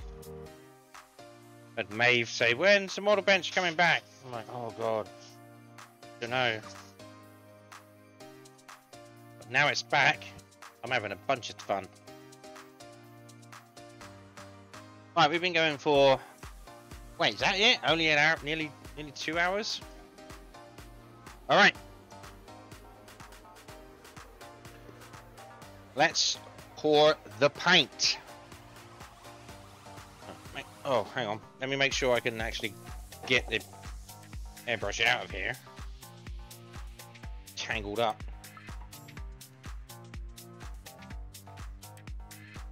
Wires everywhere. Oh my god, I'm gonna need to untie that knot. Yeah, that's good.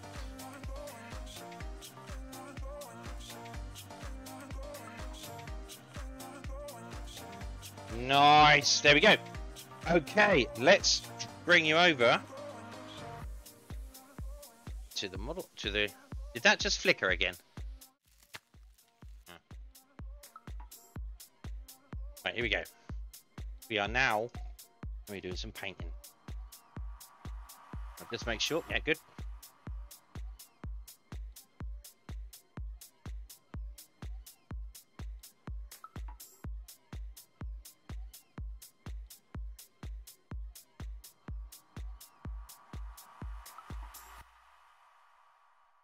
That is a nice blue.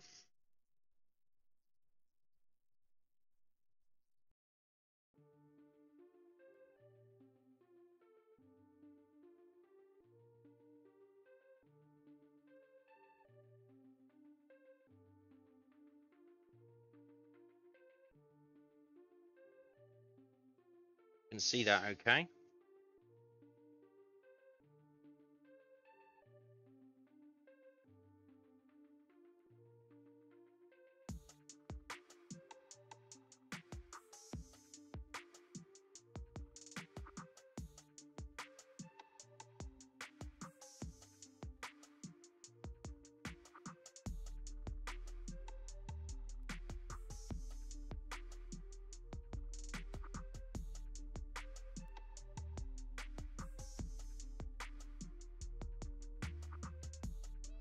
Yeah, it's not quite as bitty as last one was, so I think watering it down or thinning it down a little bit more was the way to go here.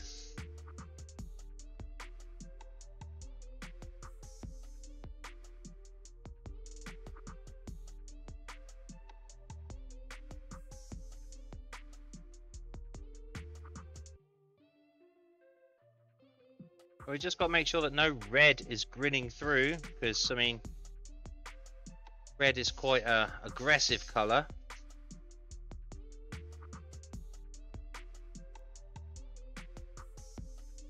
for that sort of thing.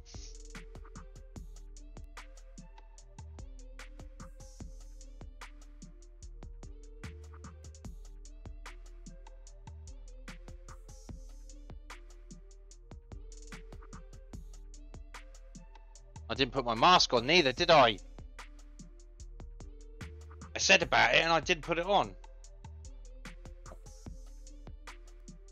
I'll put it on when I come to do the next one. Right, so we're just going to leave that to dry for a bit, give that a second coat.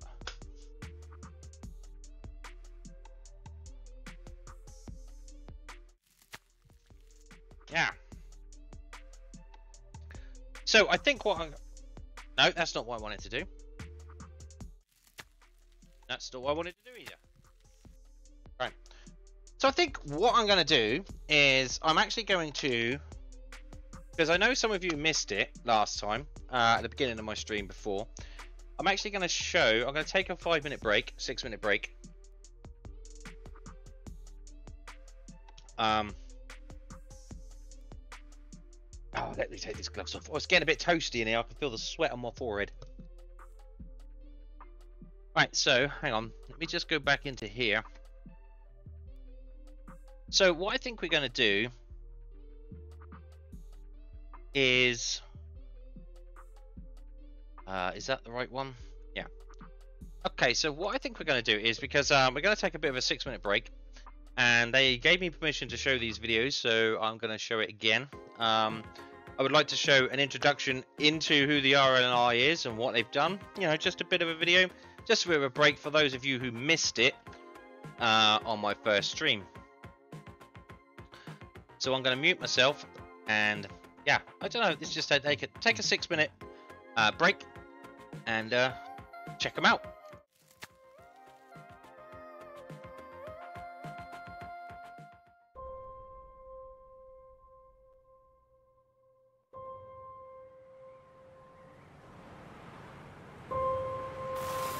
We can expect a restless night across the region. Gusts are forecast to reach up to 80 miles an hour throughout the night, with the potential for even higher bursts in isolated areas. Residents are urged to stay indoors and secure loose outdoor furniture. It was probably blowing about 80, 90 miles an hour, roughly. And I said to my missus, Nina, I hope no one gets a shout tonight. And within sort of 20 minutes, my pager was going off. I've lived in England all my life. My mum's and my dad's sides are both fishing families. From my mum's side, originally from Mousehole. I was destined to be a fisherman, I suppose. With a load of mates who wanted to be fishermen as well, so that's what we did. Love Newlyn. I don't think I'll ever move out of Newlyn. Hello. You alright? I'm fine. This does the best pasties in Newlyn. And sandwiches. It's a great community. We all have a bit of fun. Yeah, it's just a great place to be.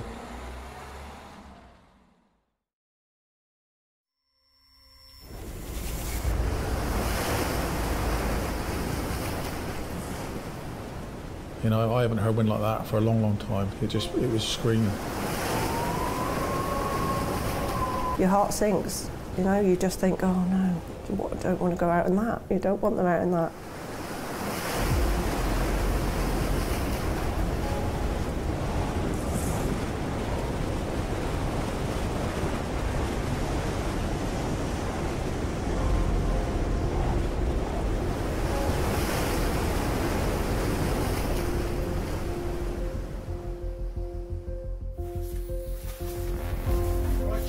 So on the shout that night, Marcel was duty mechanic, so he was obviously getting the boat started up and prepared. I picked James Roberts as a navigator. And then I picked Will Trenier, who's also a fisherman. He's a helmsman. I also picked Trevelyan Worth. And I also picked Adrian. And Dan Sell.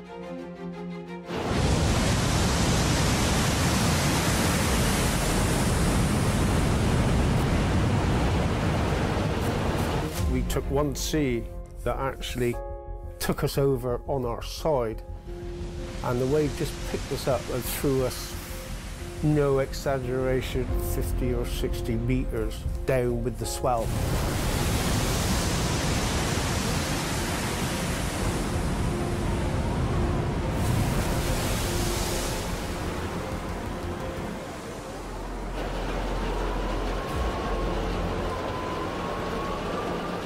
And I said, I think the only option we got with is to try and get a rope on them and get them out into deeper, safer water before we try and get anyone off. Patch is usually very easy on the throttles and stuff, and the need for extra throttle for manoeuvring in that weather, you could really tell, especially with us standing back out above the engines. So you could tell how hard he was working just to keep the boat in position.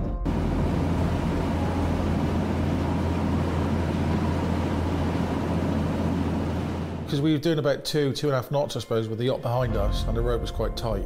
And then all of a sudden the rope goes slack and they're up to like 5 knots, so I knew straight away that the rope had parted. So yeah, my heart sank when that happened, and I think all the crews did as well, because you know, we just realised that we've got less time to try and get the rope on again before, you know, before it's too late. The reality starts to set in when you can see the lights from the shore and realise how close we are.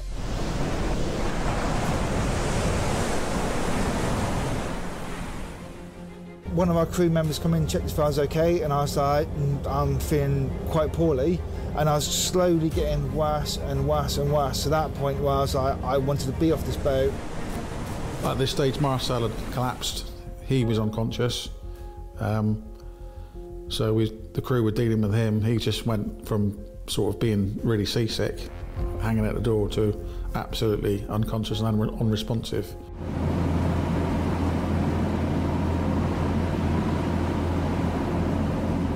Within a couple of minutes, the skipper of the yacht called up to say that every time he hits a wave, a big gush of water is coming into the boat, and they said they were up to their knees in water.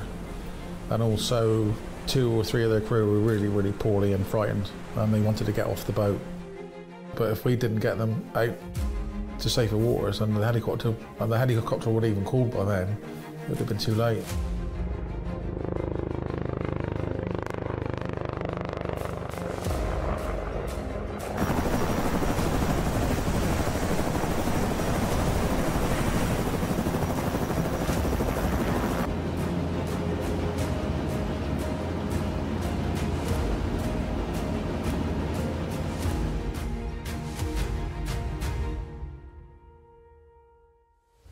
I didn't realise it was 2 brothers on the boat as well, and I didn't realise how young they were. When they all walked into the lifeboat station, I was quite shocked how young they were. I thought, crikey, you know, if they'd been lost, it would have been horrific for the families, because they were all good friends and they all live in the same village. So imagine that would have been horrible. 14 years I've been on the crew, we had that shower. That was the worst one I'd had so far for that long amount of time.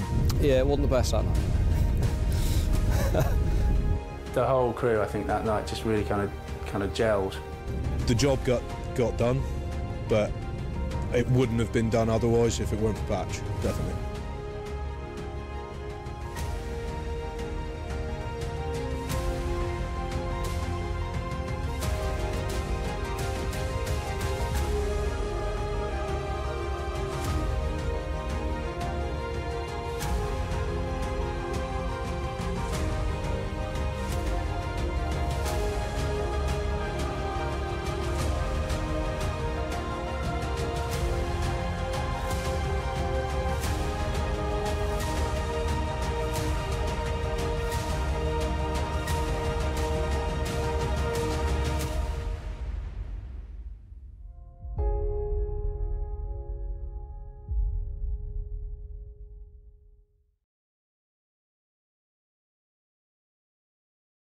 All right, so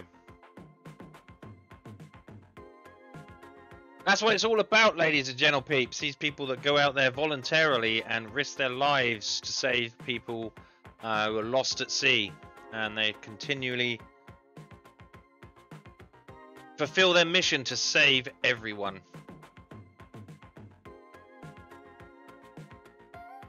Anyway, that gave me enough of a chance to have a bit of a break, and I hope you enjoyed the video. I mean, they could describe what they do better than I can any day of the week. So, thank you again for the RNLI for giving me permission to show that. Hey, a moo, yes, nice. There's a big old flag. Yep, that's their 200th anniversary this year. That was this March that they got awarded. So congratulations to those heroes. Alright, so I think this time I'm going to try and put on my mask. And I'm going to let you see me put on my mask. So that Arya knows that I'm safe.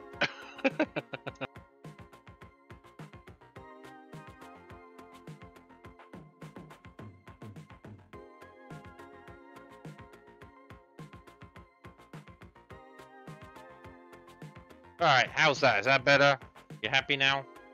Alright, okay. So let's go back to the oh, now my glasses are fogging up. Oh, I forgot about that.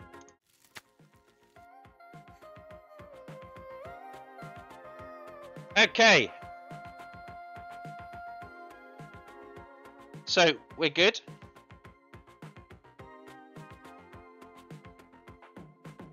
Right, so let's try some more.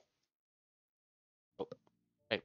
Oh, I was wondering why no paint was coming out. Maybe I should turn on the compressor before I start spraying.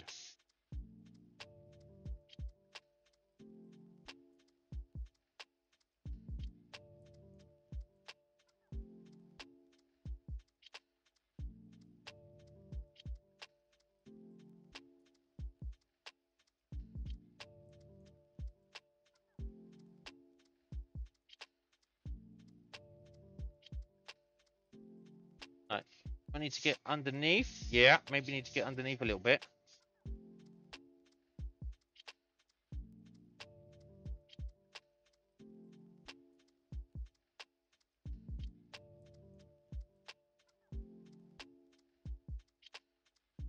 Now I'm basically I'm just applying extra coats. So when I come to sand it down or polish it off or smooth it down, I'm not going straight through.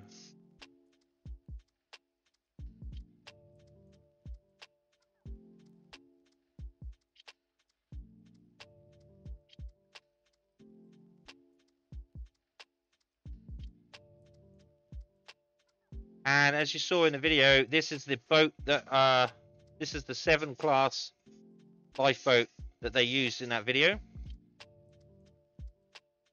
And it's going to be marked up with the same number and have the same markings as that boat. So this is going to be a replica or model of the boat you just saw, the lifeboat, the Severn Class lifeboat you saw in that video. I have checked. I do have relevant decals.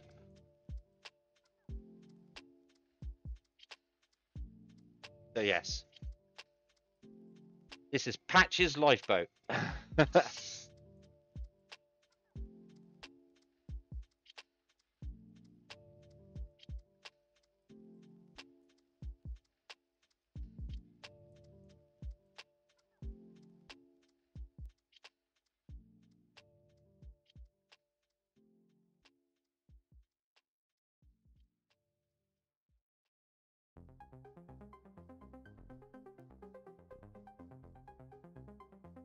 Going on much better than the red paint was. I think thinning it down definitely got a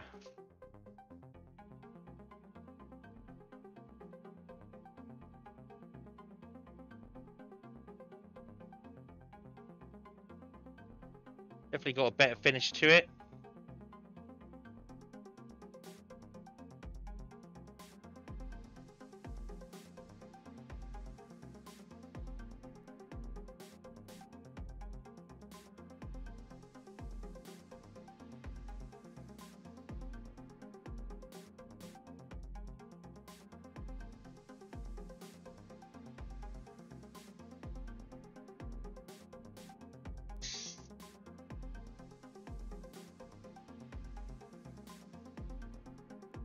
Alright, we're going to leave that to dry.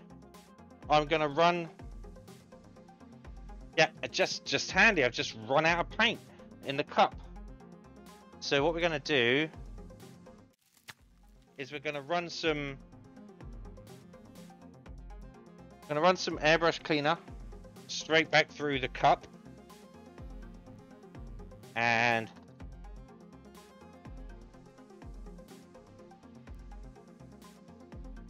clean that out. Pays to do that even if you're not changing colors. If the airbrush is going to be standing for a while, because the last thing you want to happen is the paint to congeal on the needle and the nozzle, blocking it up, causing spitting and blockages and all that kind of stuff. So even though it says on the bottle help minimize paint accumulation, spray through airbrush between color changes and at the end of painting sessions, I do it even between refills.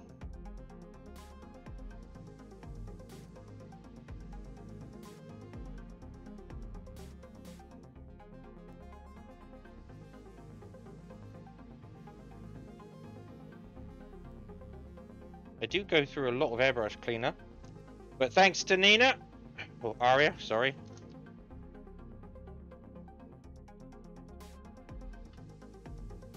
I'm going to be able to buy some more.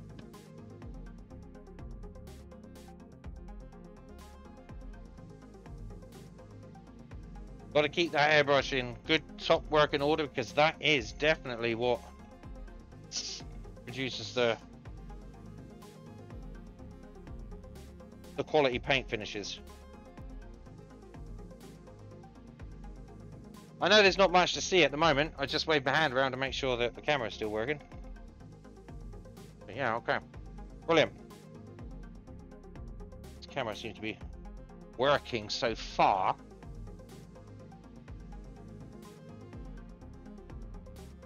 So if you just joined me, thank you very much. Thank you for joining the stream. I sound a bit muffled because I am wearing a face mask.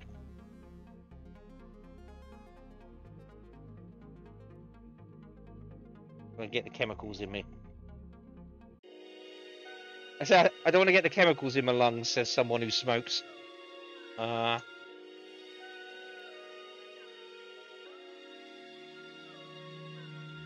irony.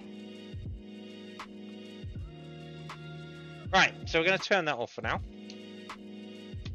Right. Oh. Holds hands high in the air. Ah! Right, I'm going to take my face mask off, so give me a second here.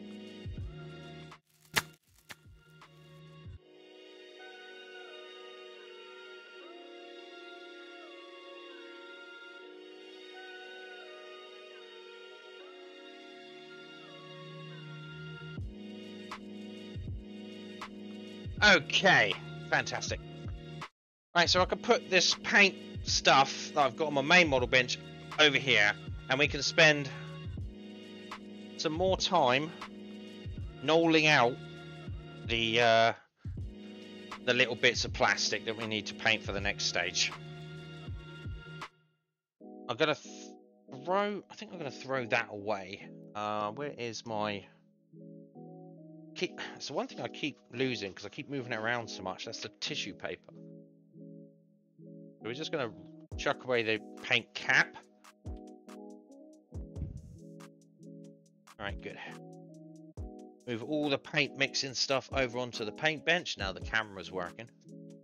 For how long? Who knows? Oh, something in my eye. Gloves. Back in the glove drawer. Alright, back to the main model bench.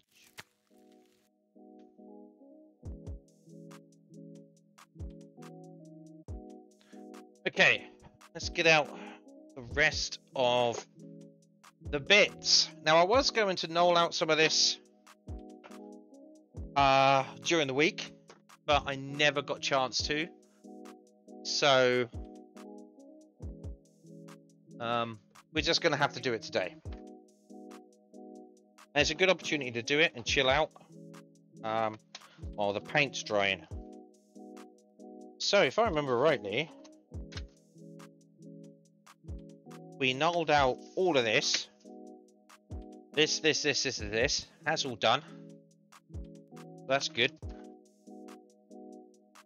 So we can probably put all this lot together now. This bit here. Let's just have a look at it, see what we've got. So this is basically the control panel. So I think the steering wheel, all this lot could go together, and I can manually paint them with a paintbrush. So I know you like seeing me paint, but this is part of the process. Oh, and I hate this song. Go away, song.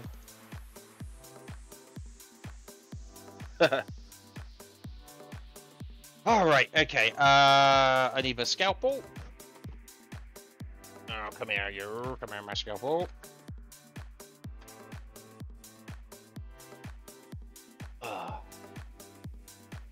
It's getting a bit warm in here. That's fine. That's fine. A whole bunch of is it there? Things. Good. Everything's good. Alright. Glue, masking tape. We're gonna need glue and masking. I've got my glue out still. Last week. Bad carry. Should put that away. Masking tape. Toothpicks.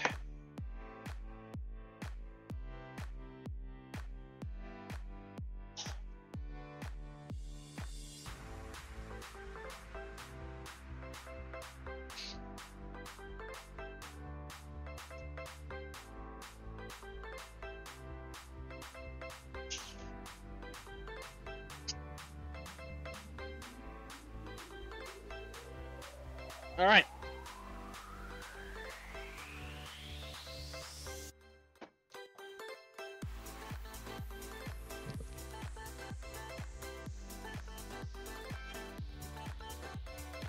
Right, so we need part 63. See if we can find part 63, the control panel. There she is. They always look bigger in the instructions. Like, it looks that bit. It's only this.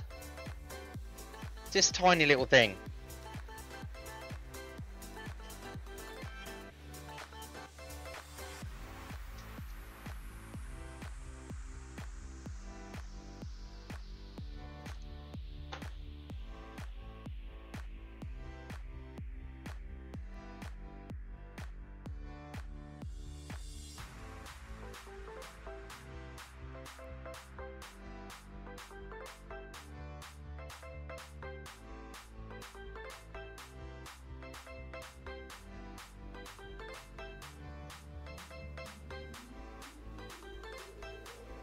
So what I'm trying to do here is put all the bits together, ready for the actual main cabin. So I want to get all, so I need to do all this, all this, all this, and all this, ready for the main cabin to go on. Wait, 127? What colour is that? Colour is 127. Orange, is it? No.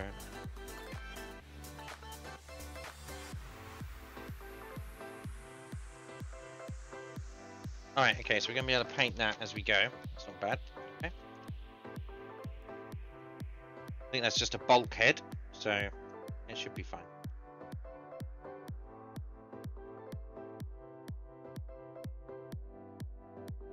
I don't think the interior of the ship is too colourful. I think it's mostly the exterior.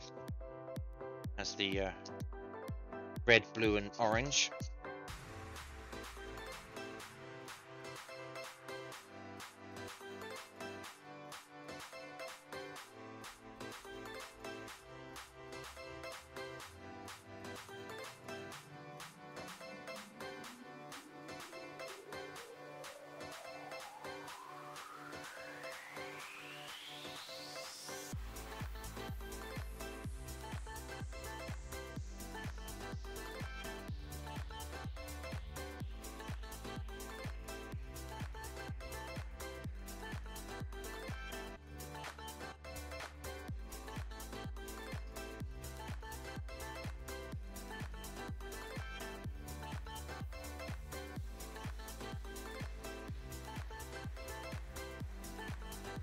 Just trying to scrape off some of these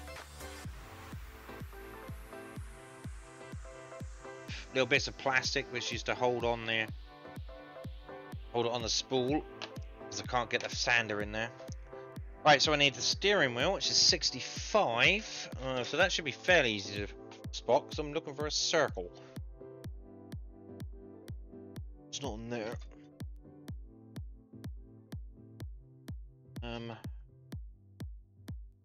It's not on there.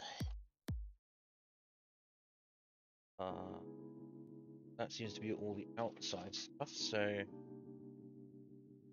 we are. 55.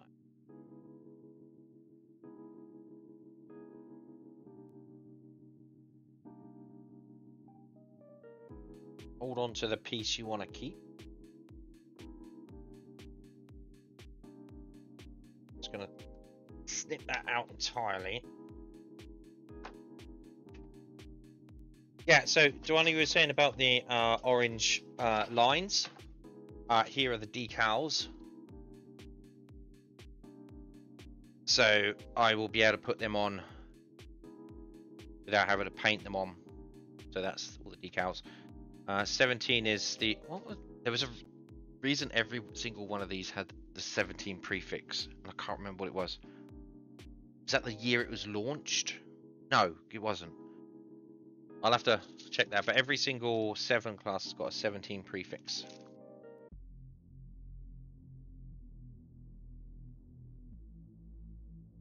And then you just have to find the numbers for the particular one that you want to build. So, find the numbers for Penrith.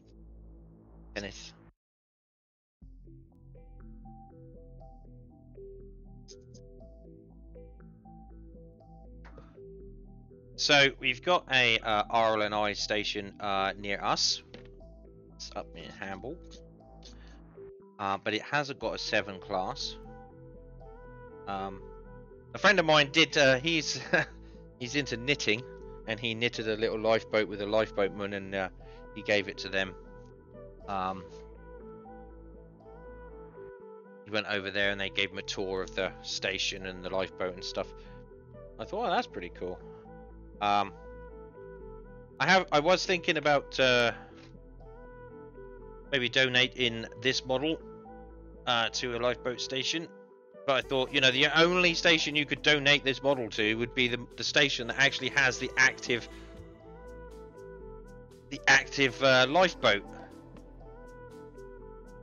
and this one is based in Scotland.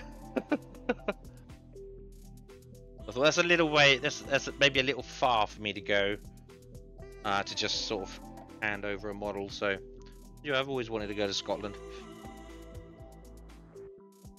Yeah, that'd be quite interesting. A friend comes over today. What do you want to do today? Well, today, mate, we're going to go to Scotland. Mate, what? Yeah, I need to hand a model over. So, I'm not entirely sure whether that's going to actually happen or not, but, you know.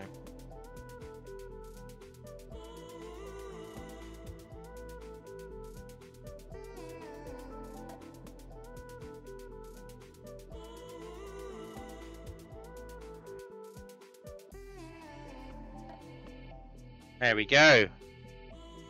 Steering wheel located and installed.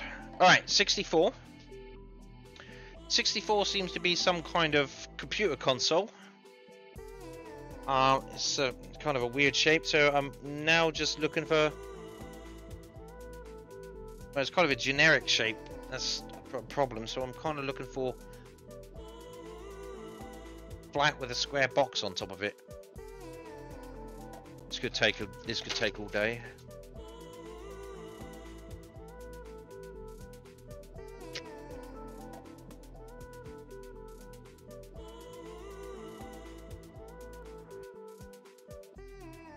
Right, so it's not on there. It's not going to be on there. That's all external stuff.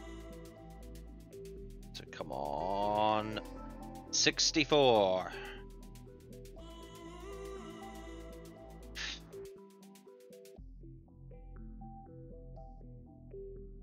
Oh God! it's not even a particularly interesting shape that you can actually that your eye will immediately pick out either. It's a kind of a flat with a bit of. It's probably one of the most important pieces, like in the actual boat, but I'm just like, oh, it's a really boring shape.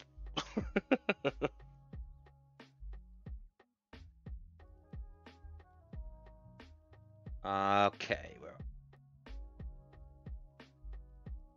okay, I really can't find it. Don't tell me it's on the.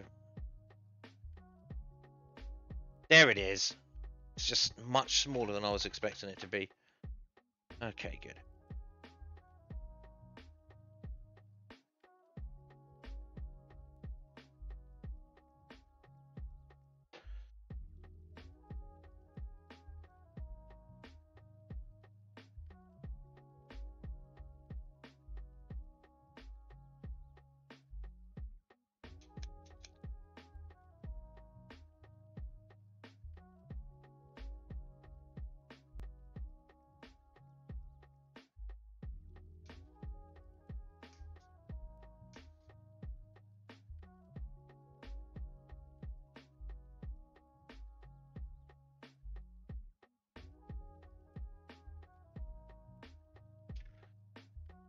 Alright, so how does this fit on? Okay, it kind of fits on. Okay, good. So where are me tweezers? Oh my god. Oh my god. Come on, tweezers, where are you? Show yourself! Pull this out of the way, otherwise I'm gonna... right in front of my fucking eyeballs. Oh, right, okay. Okay.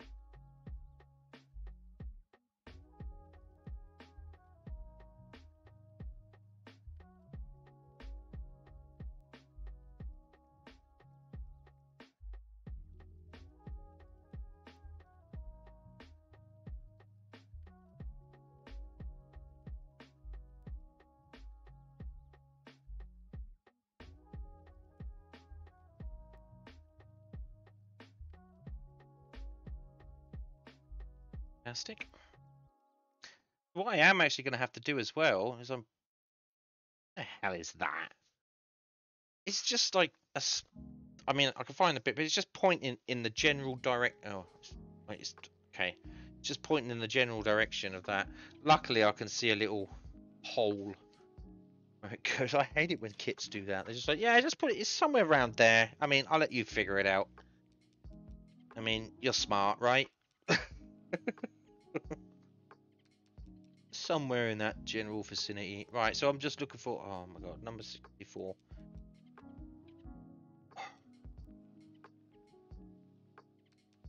So yeah, I'm gonna have to find like some internal images.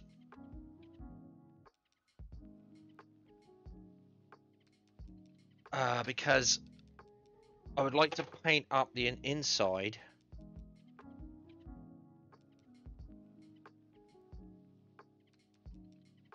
As it is, as it's supposed to be. So I'm gonna have to go digging around on the inner tubes and find some accurate images of inside the ship, so I know what to paint and what is supposed to be painted, what color. Because it just tells you just to paint it all kind of grey. And where are you? Number 66. Where are you, 66? Execute order 66.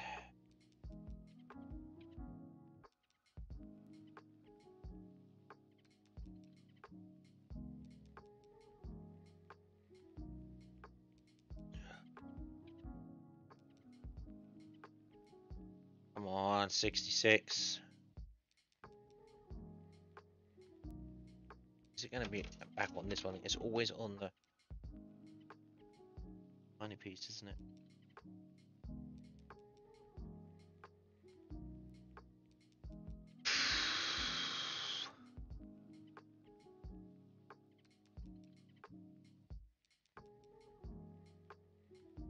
Alright, so I haven't found it yet.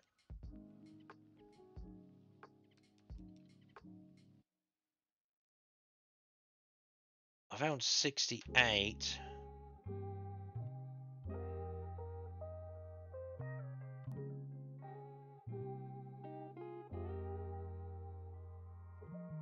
And 69.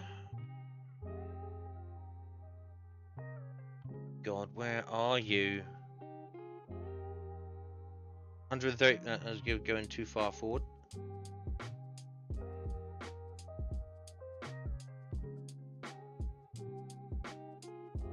$66 is not on there.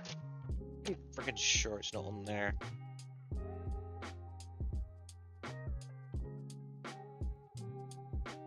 It's not on there. Alright. God, so many little bits. 61, no.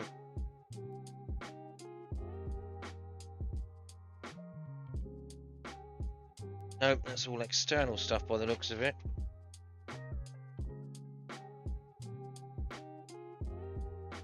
Where the hell?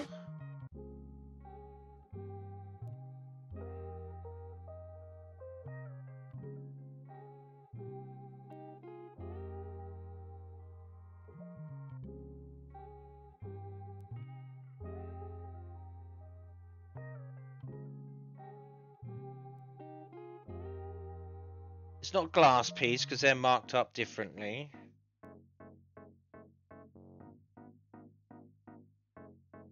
The fuck?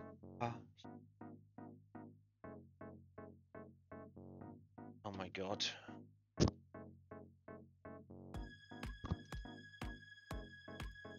Ack!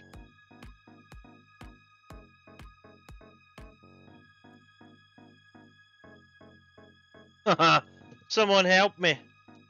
My eyes are just not finding 66. It's not on there. God damn it, where are you? Just gonna hide from me.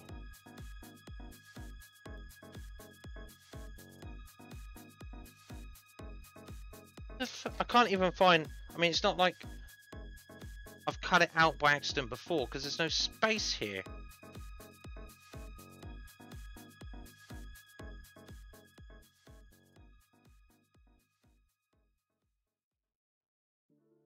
I haven't cut it out before, have I?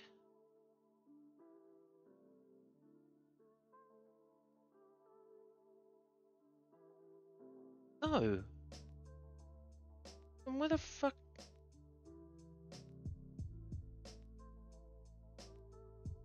$59, no. Chairs, that's not.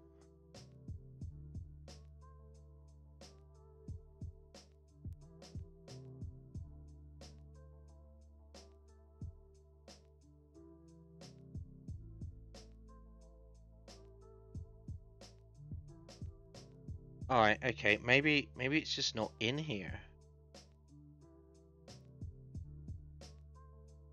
Sometimes that happens, that they just miss pieces.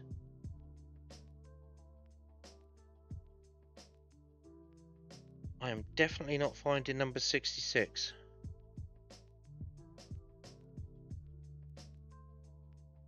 Oh my god, this is just going to be going round and round trying to find this stupid piece.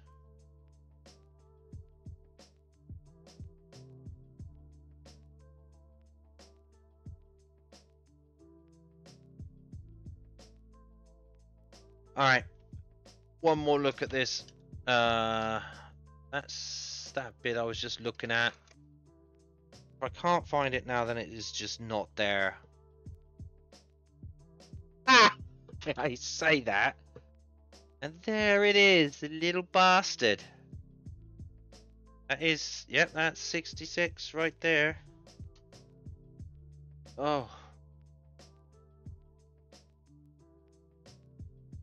Okay. Oh, I'm sorry about that. Oh, that must have been thrilling. You know.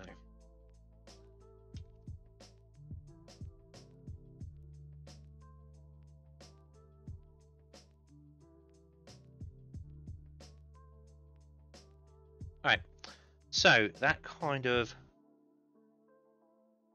Right. Okay, so it's a kind of... looks like it's some kind of screen.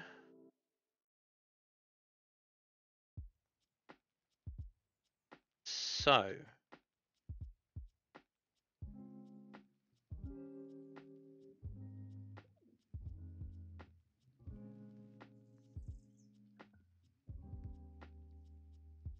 Make sure it's at least straight. Yeah, it looks like it's some kind of screen. So what I would really like to do is kind of...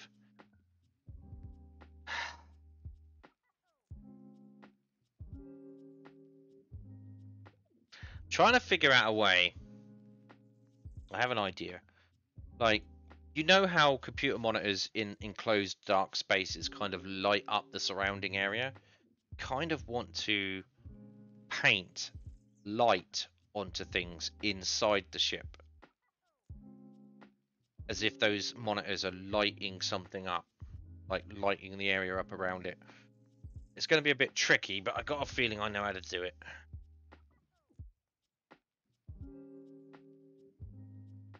And I think that would look pretty cool. So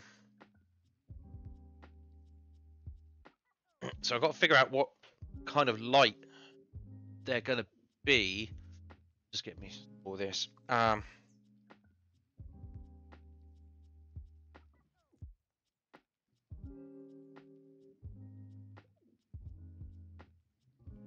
not sure, but it might be like green, like a bright green. So we're going to have a look to see what they are. This is why I want some internal shots of the things. No, upper structure omitted for clarity to show assembly of cabin seating, footrests, and handrails. Oh, okay, so they've taken out the structure there.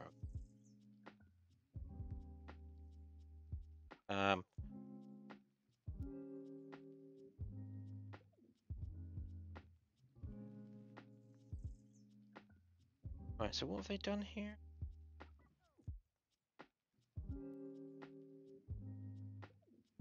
Right, so all these chairs, all these seats, 1, 2, 3, 4, 5, 6, 7 of them, they're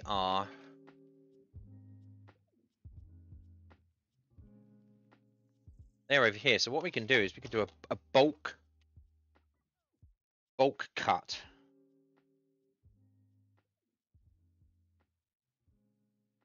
Are they all different numbers? They are all different numbers, aren't they? Are they all the same? I think they may all be the same.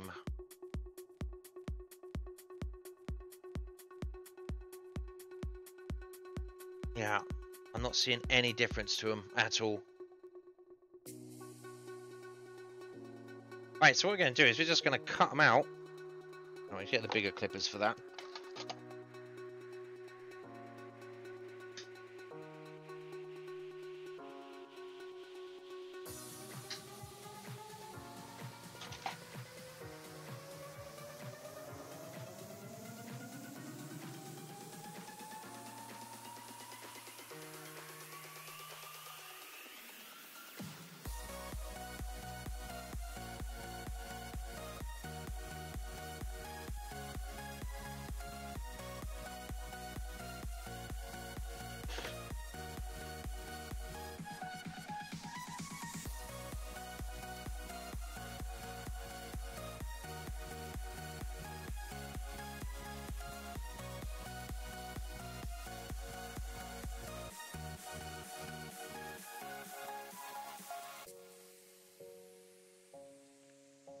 All got kind of a half moon headrest to them as well, which is cool. I've kind of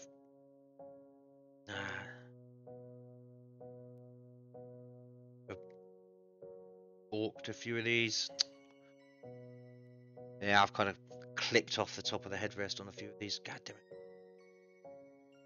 Mistakes will be made. Oh, I'm now gluing up my bloody instruction manual. That's not good.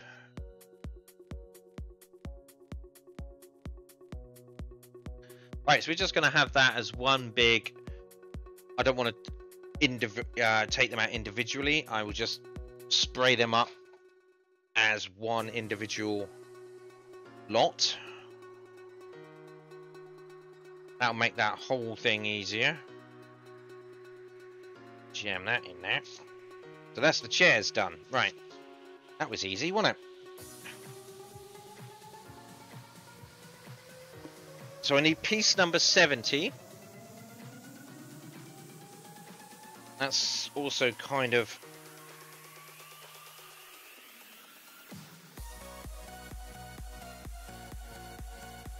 It's,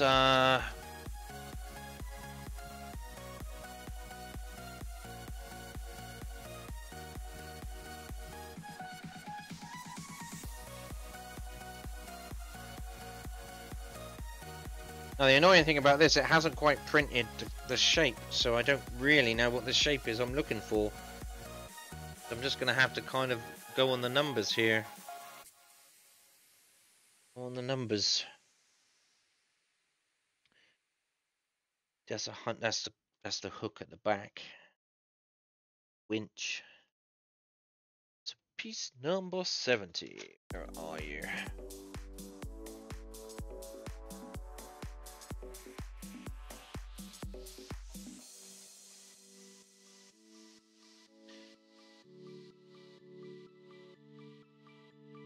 So it looks like it's a footrest with a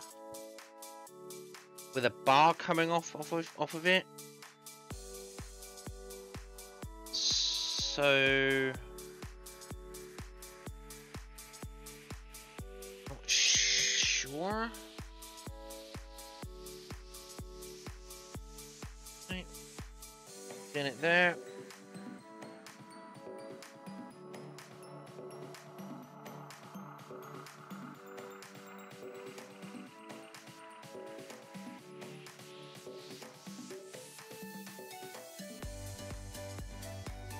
Not seeing it there. Oh god damn it. Is this going to be another one of those open my eyes? There's 71. Here it is, 70. Found it. Good, good, good. Whew.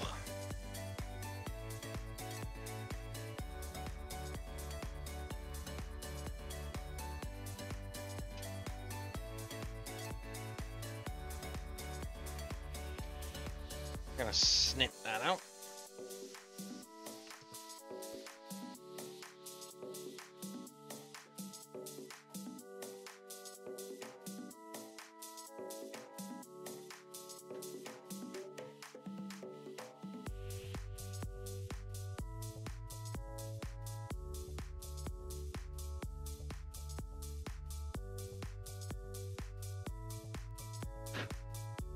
Alright, so that is piece number 70.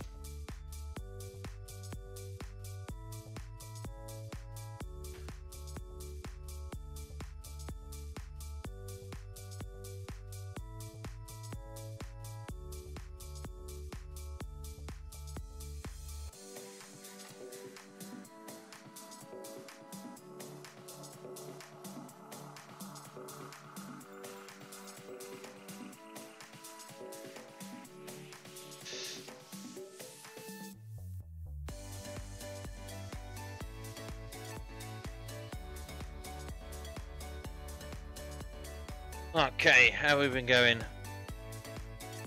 Right, we're gonna go in a little while. 3 times 68. So maybe I'll do that as a bulk spray as well. It's not on there. They're not on there. They're probably on one of these two. These. Damn it. 68s.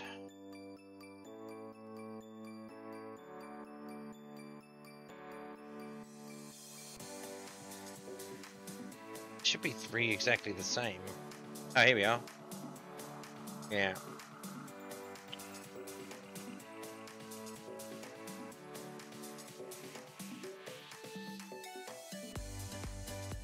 Okay, so I might be able to snip those out all as one.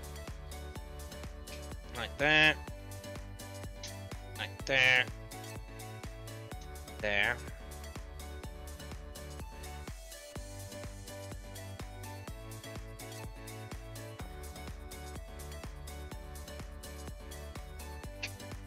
Nearly lost them.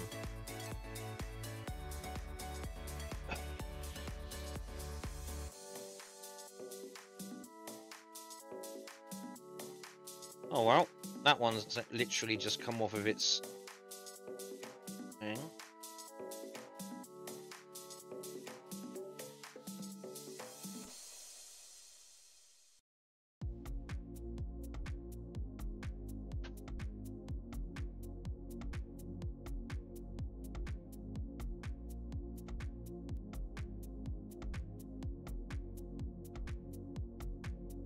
Okay, so we're going to need 2 of these. Label them up 68s.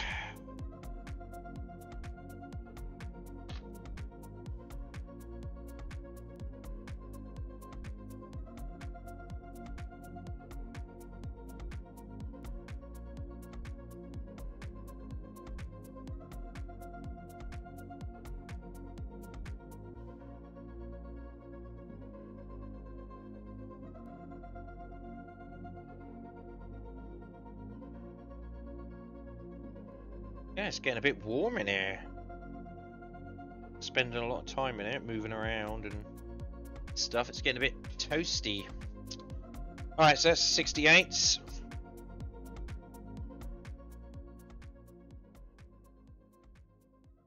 Okay. Let's see if we can get this page done. Then we'll spray it again. Get these 2 pages done. And then I think we are... Oh, I reckon... Yeah, then we are on to... Then we are on to the actual cabin bodywork.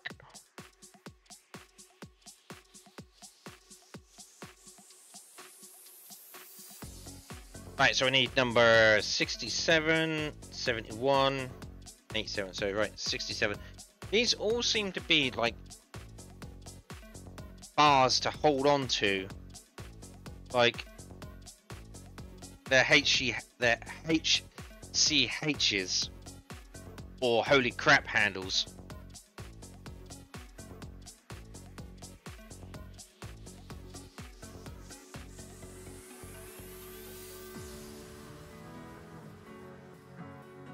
I'm not seeing. Let's just do them individually. 67, otherwise I just get lost. I'm not seeing 67 on there.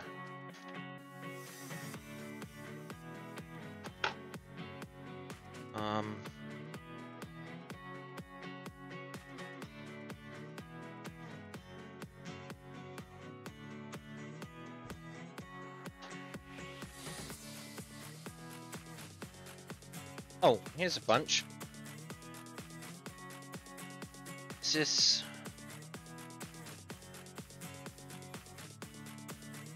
Is it not? Are they not here?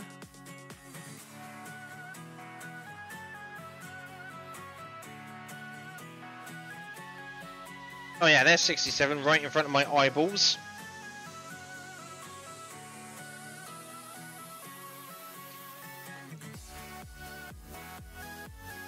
Fantastic.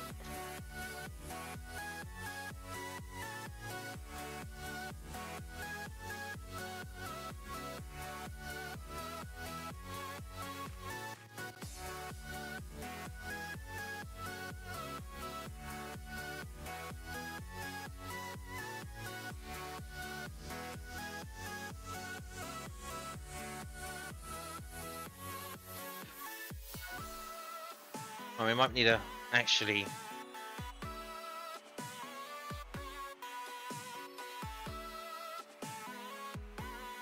There you go. Right, so that's a 67. I think it was, yeah, 67, 67.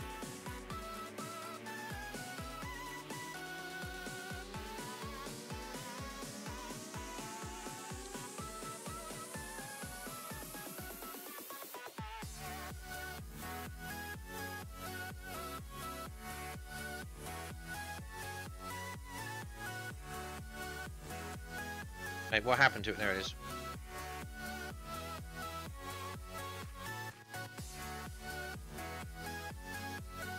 All right, 67. 71.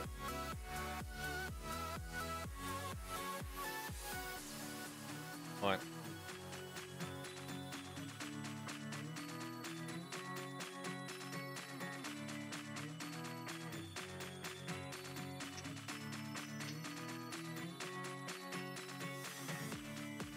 Seventy-one.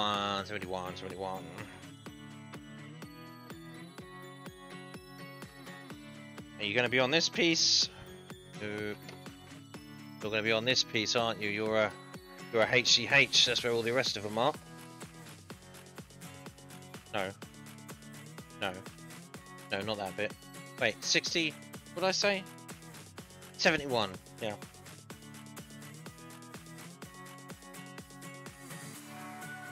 Yeah. Right there.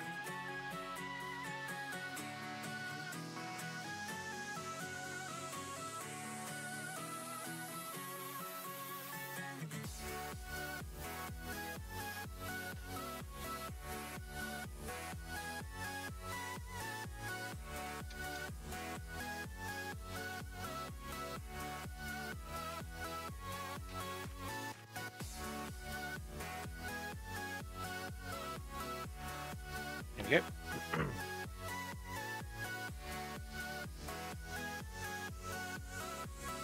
Right, so that we'll mark that up as 71. So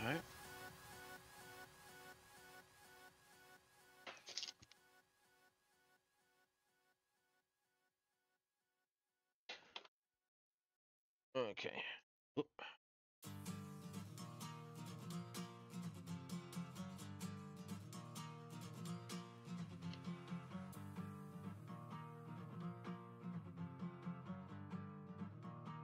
One.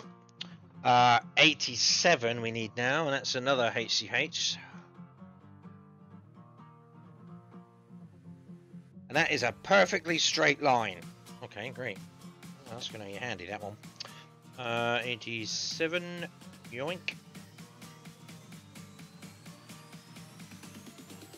Oh, we just cut that out like that.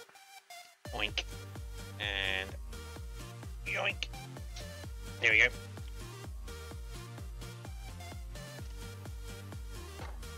Alright. Oh. 87.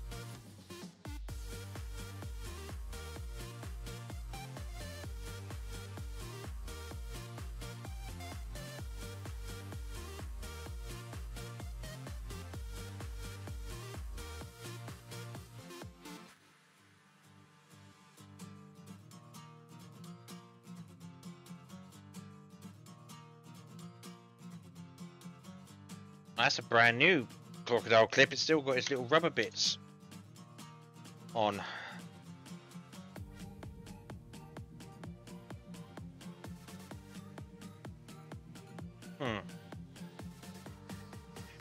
All right, so this piece. Oh, we're going to do some more spraying, aren't we, first? Oh, great.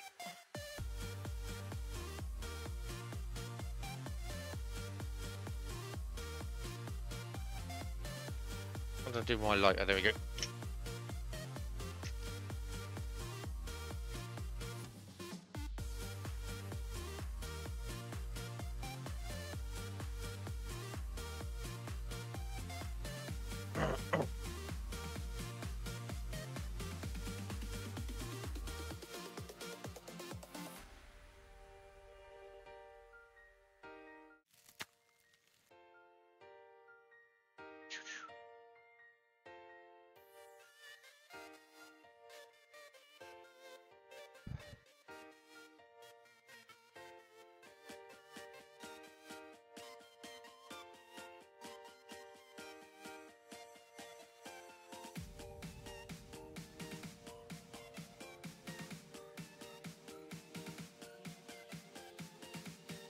I tell you what, for nothing, it's not very often that you see yourself from the back.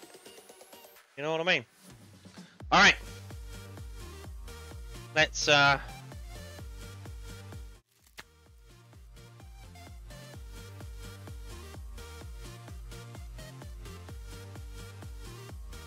Okay, we've still got a little bit of paint left in there, so it's just gonna be just a bit of a blast coat.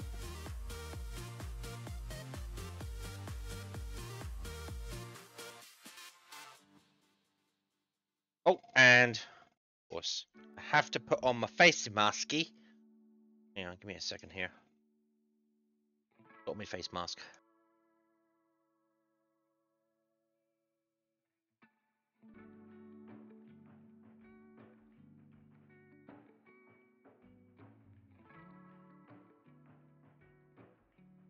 All right. Okie dokie.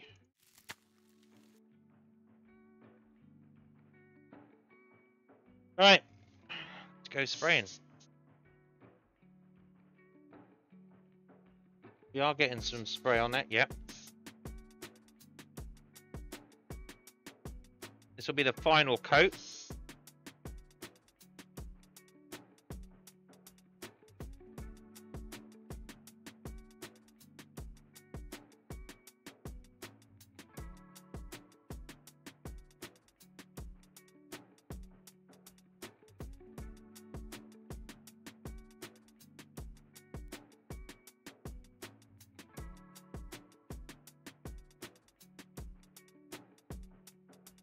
I know you probably can't see much actually going on there, and neither can I. I can just see it getting wet.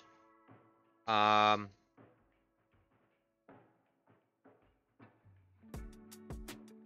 what is happening is we are laying down another coat, so that means that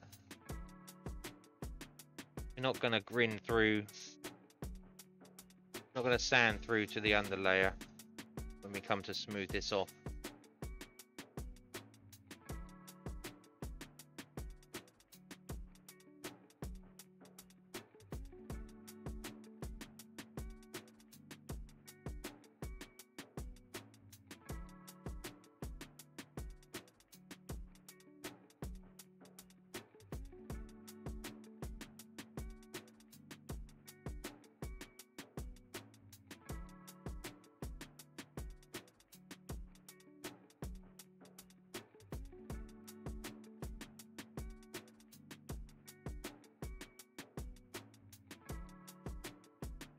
It's going to look so good when you take the masking tape off and contrast with the red. Hopefully I've got a nice crisp line between the two. Now if we're lucky,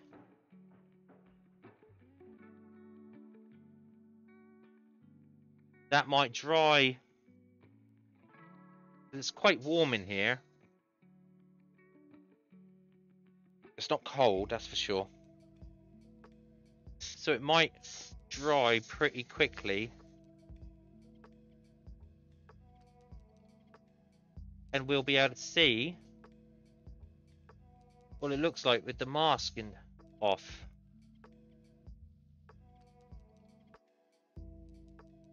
Because when I come to do the deck and the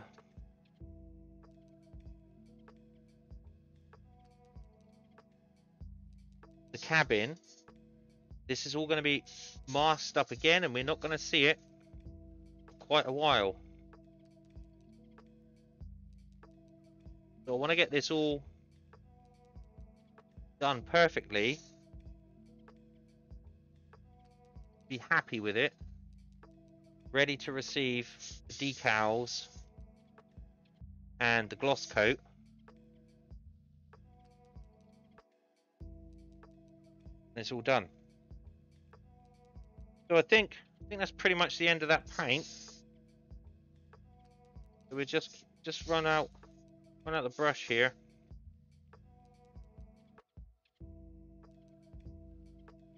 Yep, there we go. And now it's starting to spit. Okay, we're done. Great, so I'm going to just run through. I can take this mask off now. We wait for it. We'll keep it on for a minute. This stuff has got some chemicals in it. So what we're going to do is just going to run through more cleaner.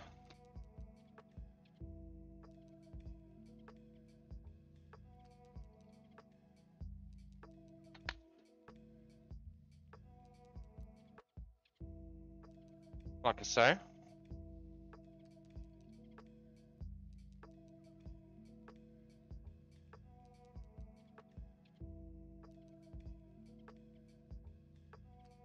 Do some hand gestures.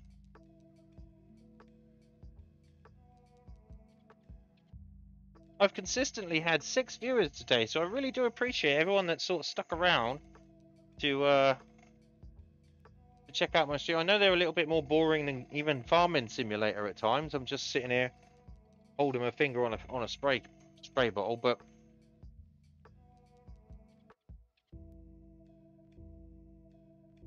or clipping out things from a sprue.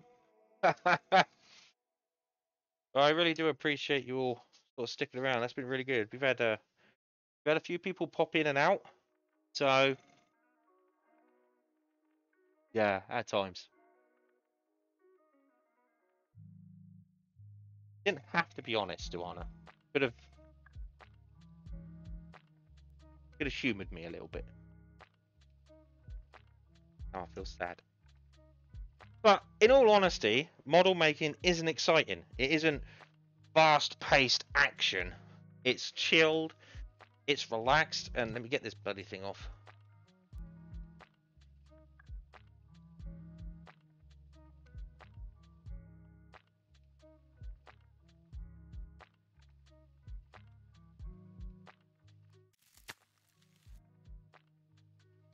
Yeah, model making is not a fast-paced hobby. It's kind of chilled. It's kind of relaxed. You have to concentrate a lot. You've got to do a lot of fiddly work. So, you know, it's not going to be Borderlands style excitement. But I really do appreciate everyone that's stuck around and enjoyed the stream. We're still going to keep going. We're going to do these 2 pages. Next, I'm going to have another quick break.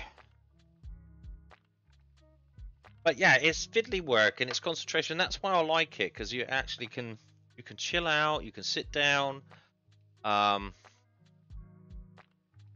Your mind can be completely blank of everything else that's bothering you, and you can just focus on the task at hand. It really helps, you know, me to focus on things.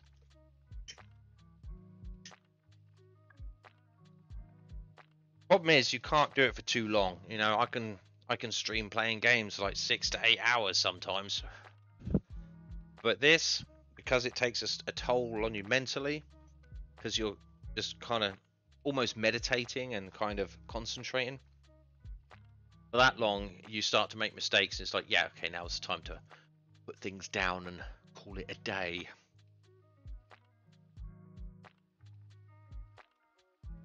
But, you know, that's just the way that goes. So we're going to have... Right, so let's have a look here. I've got to figure this out.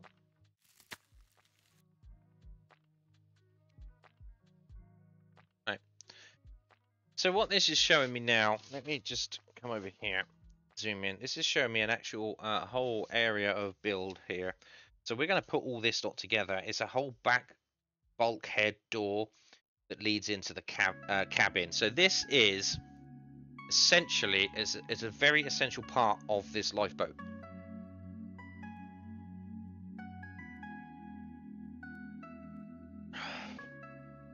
This is what keeps the cabin airtight, like completely watertight. This is what keeps the cabin completely watertight, so that therefore it makes it self-righting. So all this whole area in here is going to be watertight and airtight, so that it's like a bubble of air. And if it does capsize, this whole area, because it's full of air, pops it back up again. So this is very important. This bulkhead and this door, it's got to keep a seal. So this is what essentially is the self-righting technology. It's just a bubble of air. Simply put, there's a lot more to it than that. The engines automatically cut off other bits and pieces, but the essential elements of it is the fact that it's got a bubble of air above the waterline when it capsizes, which means it just boings straight back up. and it's got a low center of gravity. But it wants us to build this all together, and I'm going to do that. But it has got some glass parts. But because I want to spray this, I want to spray this up with primer and then secondary color. I'm not going to put in the glass parts yet. I'm going to build all the rest of it, spray it, paint it.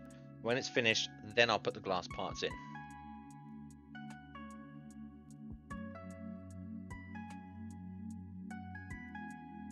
That sounds like the way to do it for me.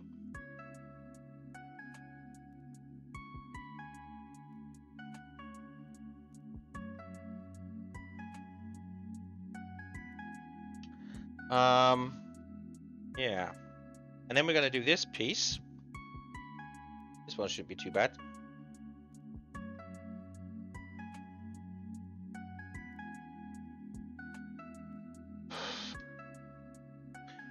Okie dokie, right, so let's get to it, because not only do I want to unmask the lifeboat when it's done, when it's dry, but I'm also inclined, because I've got time, is to give all these bits that I've been noodling out today, knurling out, knurling, I don't know. If you're watching Adam Savage, tell me what it is. Is it noodling, noodling? It's not noodling. That's when you stick your arm in a catfish hole.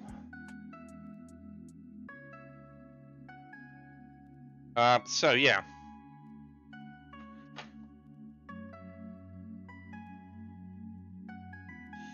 So, oh, hang on. Let's bring the camera back up. Oh, yeah.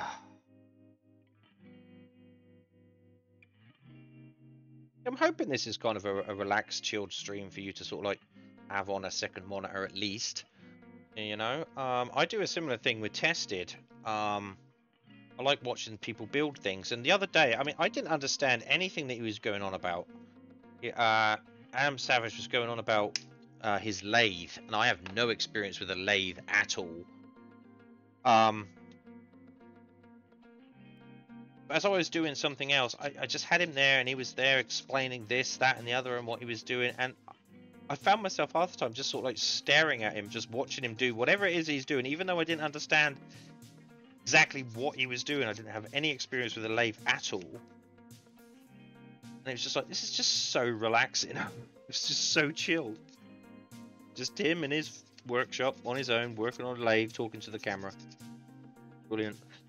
Who'd have thought it? So yeah, I kind of hope this is somewhat similar at least. Okay, so we're going to need, first of all, we're going to need this door. So door is piece number 93. Now that should be a fairly easy piece to spot, because it's a fucking door. Oh yeah, he doesn't swear or smoke or drink. Well, he does drink, but not alcohol.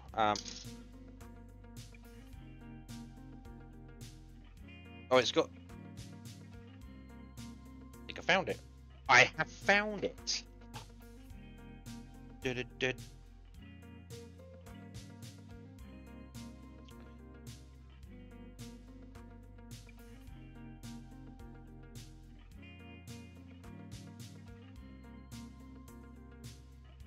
And because I don't need to actually put this on a stick, I'm going to cut it out entirely. I'm going to sand it off. Do it nice.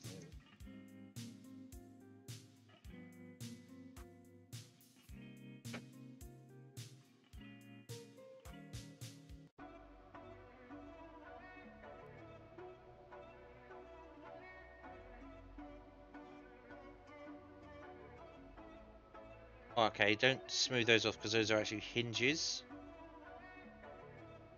Real careful here, don't get rid of the hinges. I mean, as you're working on some of these things, you will end up like accidentally knocking off some details. You'll be like, ah, God, I've cut that bit off when I needed to keep that. And it's inevitable, really. Just not going to be able to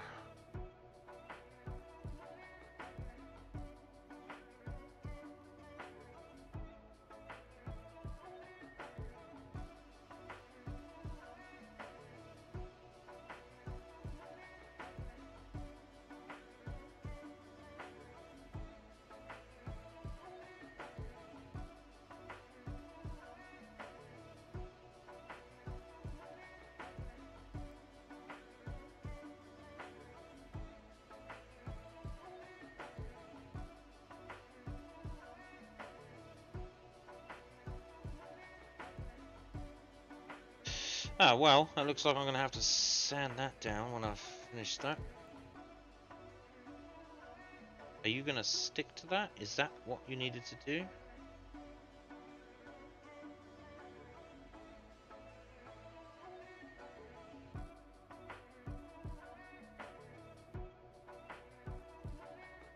Alright, okay. So I've kind of boobed that. Ah, that's disgusting. That is pretty gross. How I'm going to get rid of that,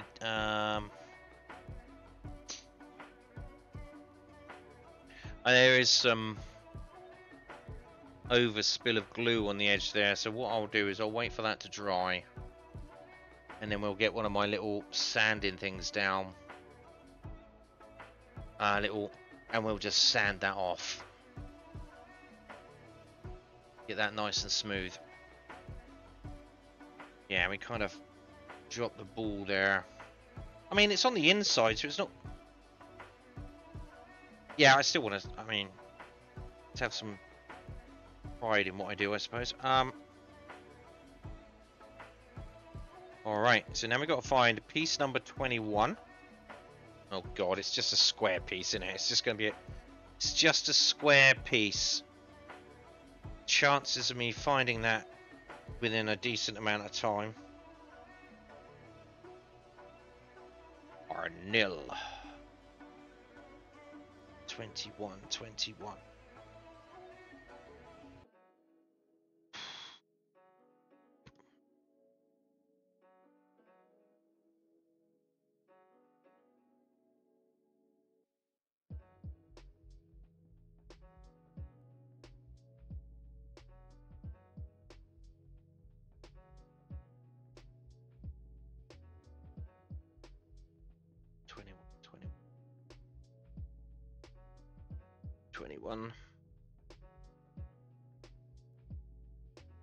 Wait, what? How is that 21?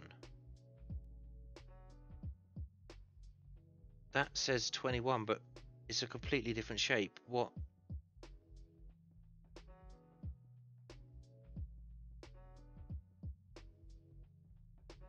Wait, where's... Okay, so we got a problem here. Oh, for fuck's sake. Ah, it's 86. The color is 21. All right, let's start again, shall we?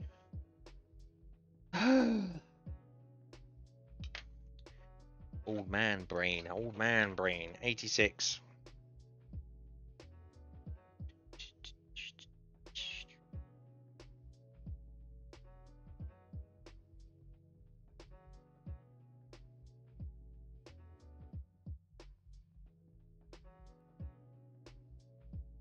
Oh, where are you, 86? Right, you're not there, you're not there, you're not there. There you are. I see you. Oh, wait, are you 86 or are you... Yeah, you're 86.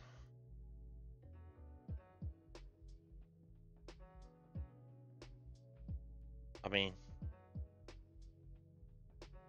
Same shape. And it's got the location holes in the right place as well. So, I mean, it could be 86 or 60 or 98. But it seems to be fit the description.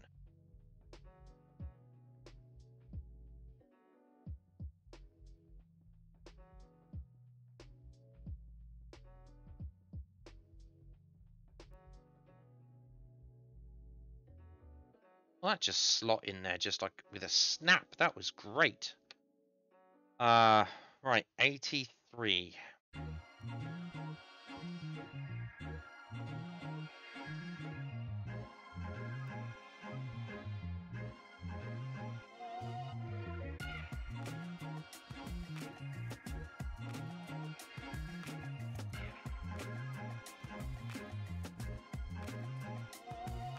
Right, 83 is another HGH. There's a lot of holy crap handles in here.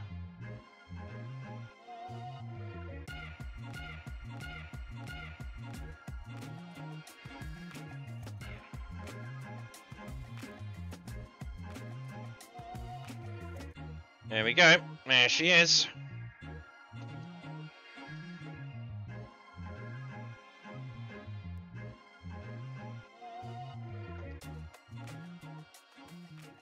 All right. Oh, oh, it's on a kind of a. It's kind of angled. Interesting. Right. So where does that go? Right. It kind of goes. Wait. On that. Not seeing where it wants me to put that.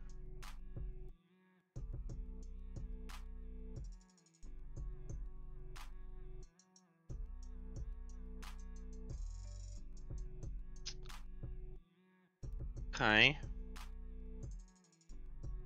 Yeah, I'm not really seeing.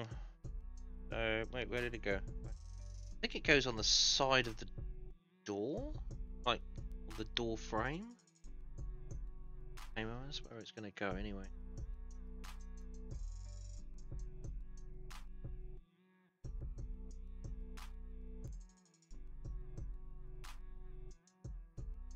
There are no locator spots for it, but I'm seeing that it's pointing.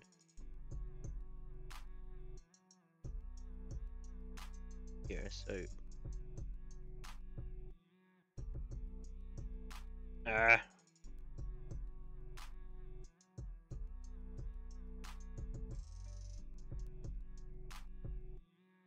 Oh, that's annoying. Super glued my thumb to the. There we go. All right, so I think that's where it goes. I think it goes just on the inside here. So full of focus. Yeah, there we go. So I think that's where it goes, just in there. I mean, someone. And there's another one. There's an 82. So. And the 82 goes just on the other side. It's got locator holes for it. So I'm thinking that they are both kind of handles that you hold on to as you go through the door. So I think they might be, they would have to be in the same sort of orientation. And just on the exact opposite sides of the door. So I think that's correct.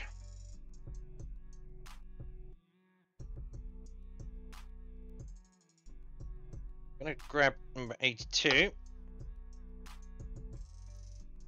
Gonna dab that. There.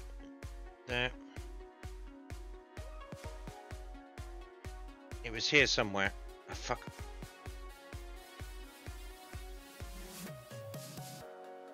Don't you go spinning off?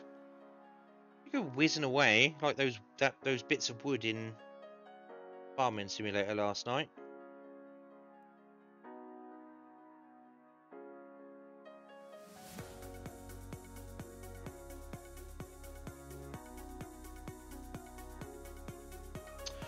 Oh, great, fantastic. I've just laid that on its side. That's not how it's supposed to come on.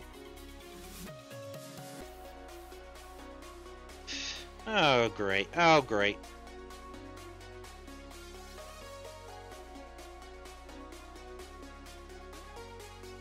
Come on, you. There you go. No.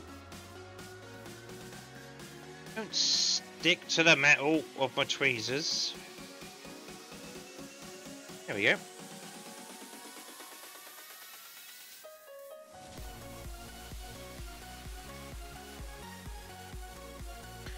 Alright, so that is the bulkhead done.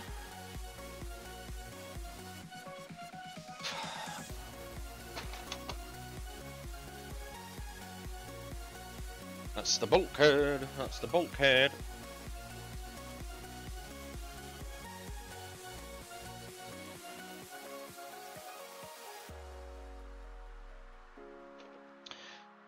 Okay, now we need 39 and 40. I might use another.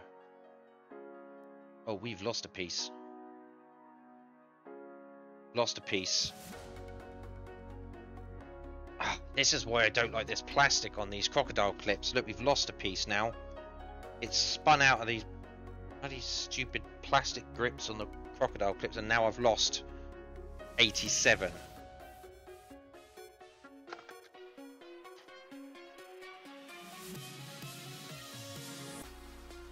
Oh, I hope that wasn't an important part. I think it was just... Oh, I know what it was. No, it wasn't.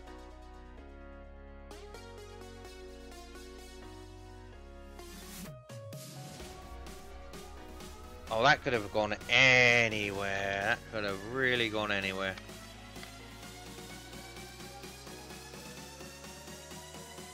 Right, what was part 87? It was a long pole.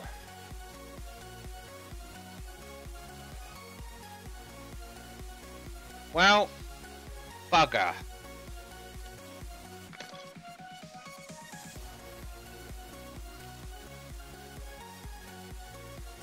It's kind of...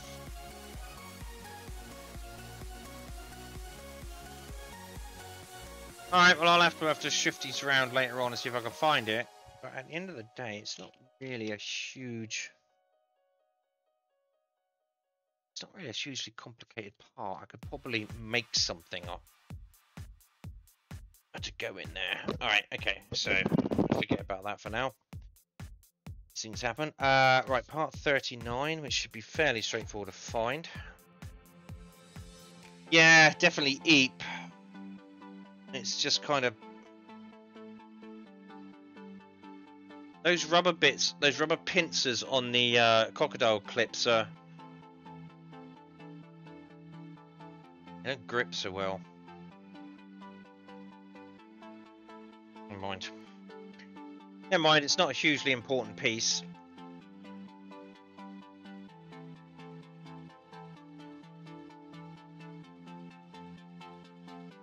You know, you always end up losing at least one piece when doing one of these model kits like this. I mean, it's inevitable.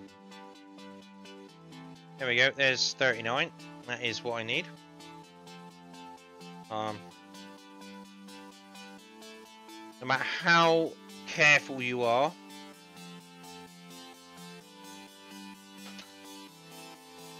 it's somewhat par for the course. Because it's not a big important piece, you generally can get away with it.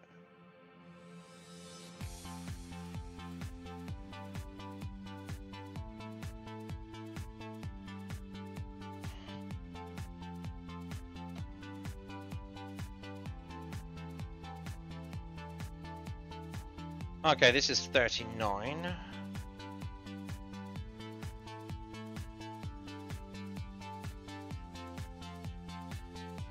Yeah. Anyway, how you doing, Amu? Good to see you still there. Are you not streaming tonight?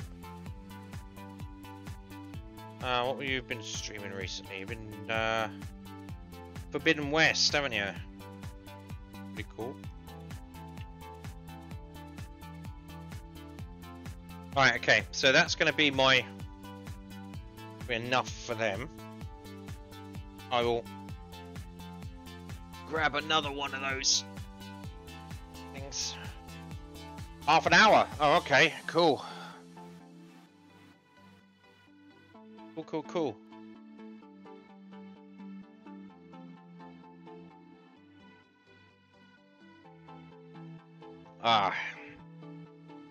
Part 40. I'm not sure what this part is,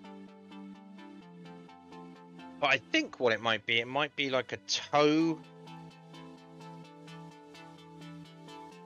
like a structural piece that you can well, let's use the bigger clippers for this.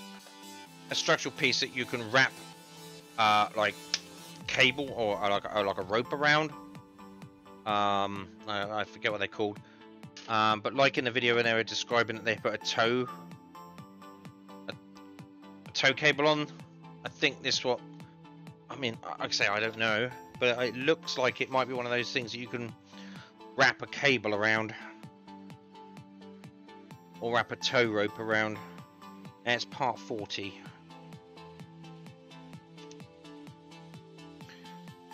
Or is it? Yeah, it does. It looks like a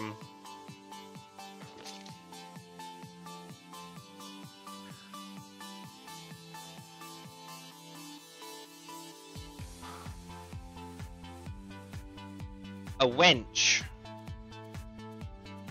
You mean a winch? No, a winch is different. A winch is what pulls the rope in, but it's like one of those. Do you genuinely mean like a wench? Is that what it's called?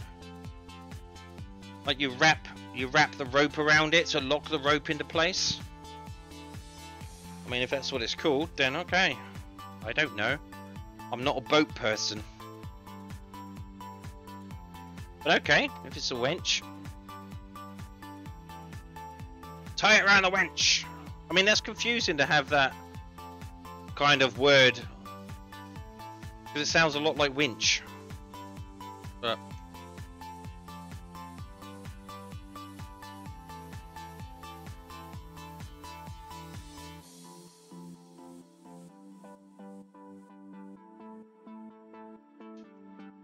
alright, so these are... Right, we're just going to cut this out as it is.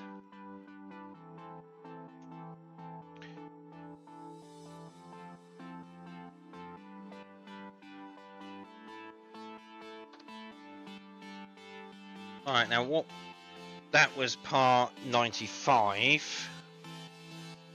Yeah, let's just have a look at that. Yeah. Yeah, I don't know what they're called. What? You know.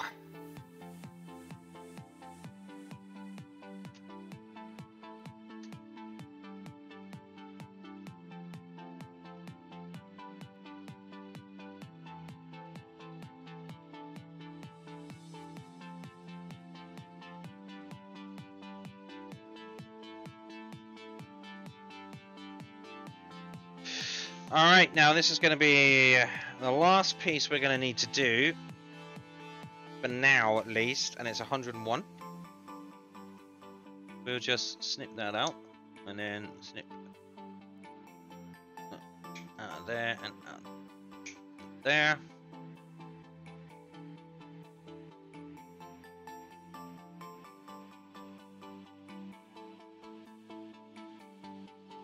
I did mean winch, and it sounded like you were talking about a spool that pulls rope in. No, it doesn't. How do I describe it? It's yeah, I know what a winch is, and a spool, but it doesn't pull rope in. But you wrap rope around it in like one of those, in like a figure of 8 or whatever, to tie on, to lock something, you know, to tie the rope in. So like if you want to like. Almost like a mooring, but on a boat, and I don't know what they're called. That's what it seems to be for me. To me, a cleat. There you go.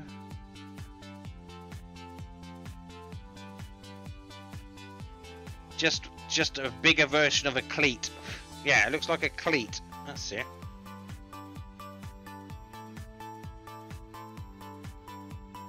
Well done, a moo.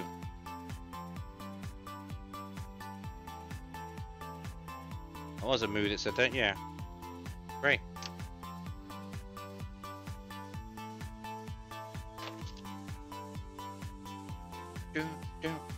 Down.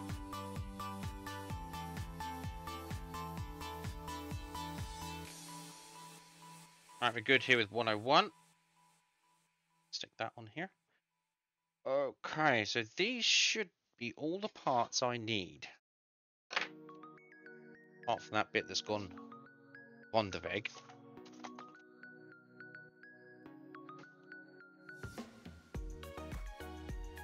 I mean...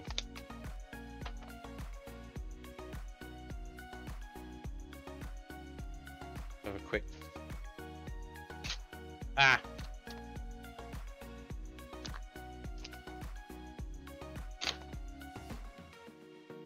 Glued all the pages together. That doesn't help, does it? I mean, there's so much more to do. Oh my god. Oh my giddy aunt. Like, how much more do you want me to do? Wow, okay.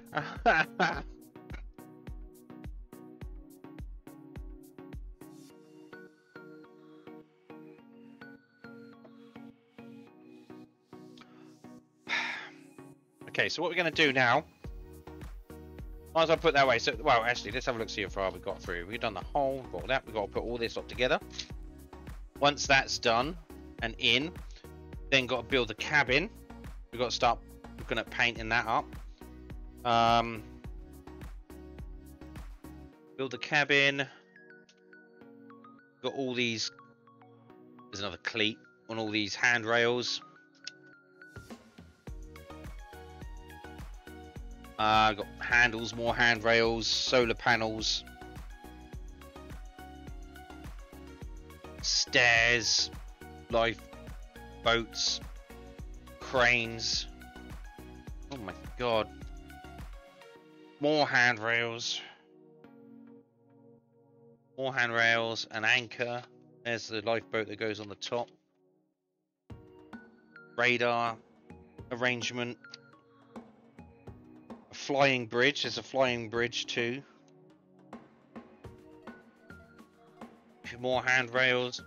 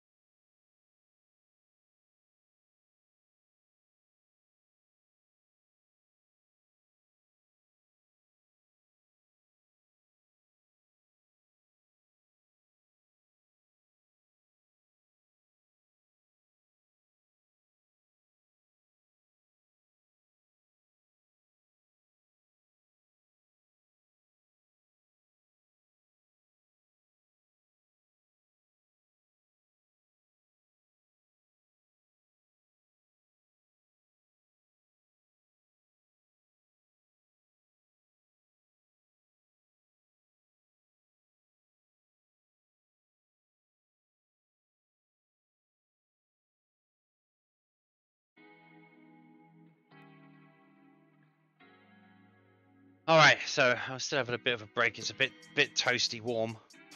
I've opened up. Well, I already had the back door open, but the air just doesn't flow into here. So I've got a fan blowing air in here now.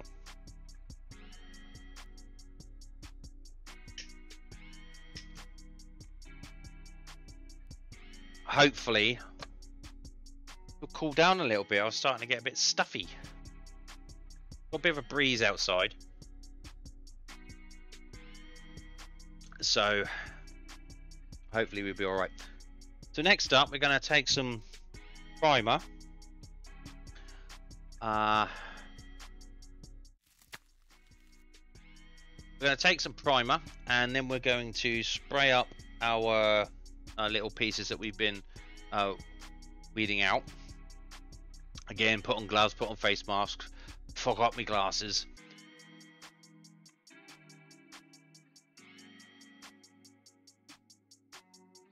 Once that's done, I'm going to leave those to dry. Not going to do anything with those today. Then we're going to unmask the boat or the hull and see just how well that has turned out, and that will be the, I think that'll be the climax of the video of the stream today.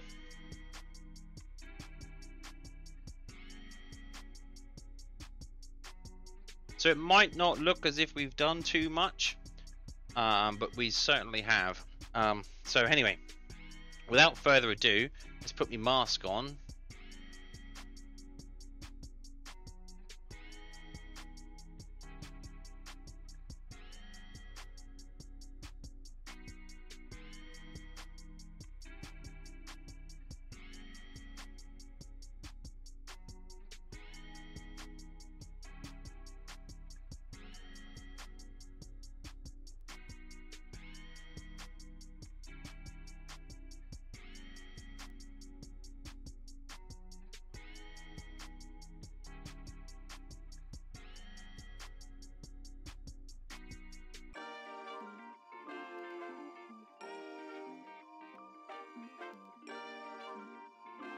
And I said all that while muted. Great.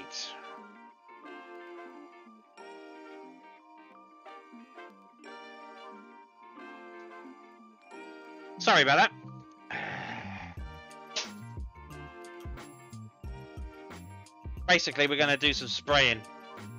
So, you don't need to mix up this spray.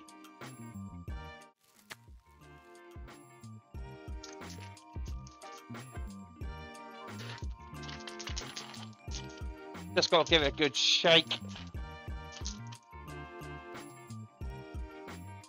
Oh yeah, now I've got a breeze going through here. That's good.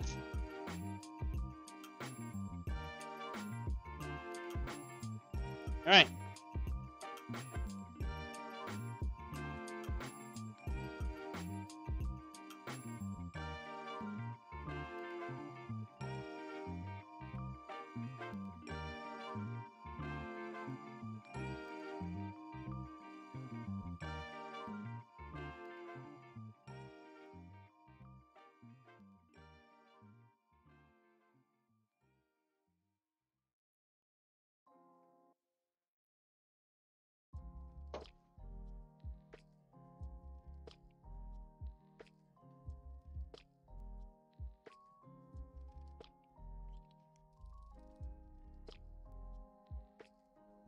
Alright, that's one. I've also got... Yes. Let's see if I can grab a... Spin... Holdy. Stop pulling out empty sticks, Gary. God. Gary, not Gary.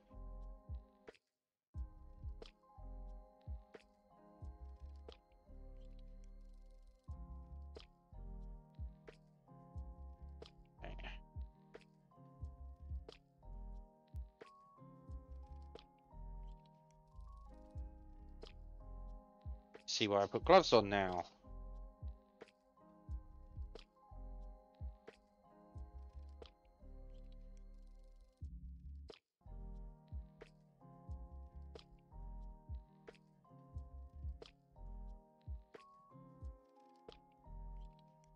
Really ought to try and move that webcam up there. There we go. Okay, so let's just jam that into somewhere to dry. Okay. Alright, so now we've got a whole bunch of these to do.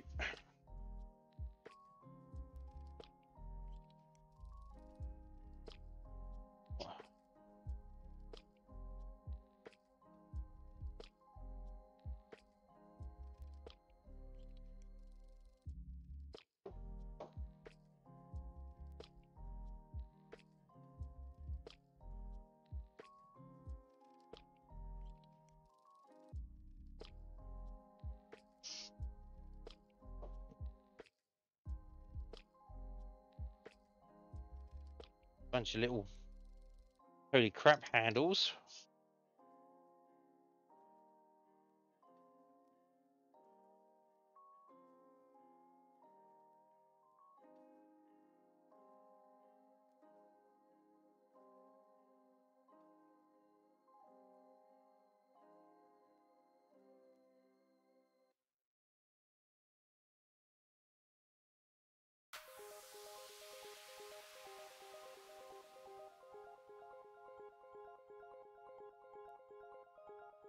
Okay, try not to.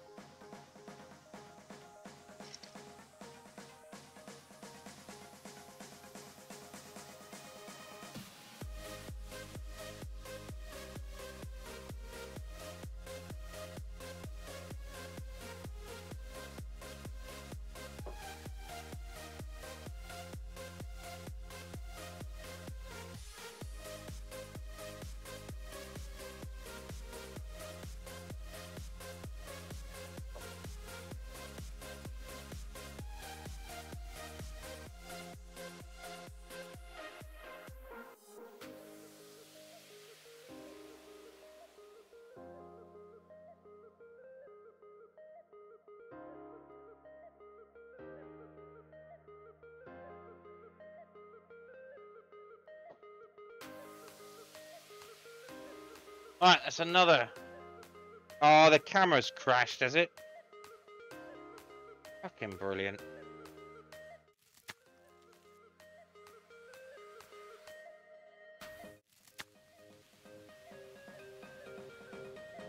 Alright, it's proper gone. Alright, okay. Maybe that's because when I move this, I got a dodgy connection in here somewhere. Well, let's try it again.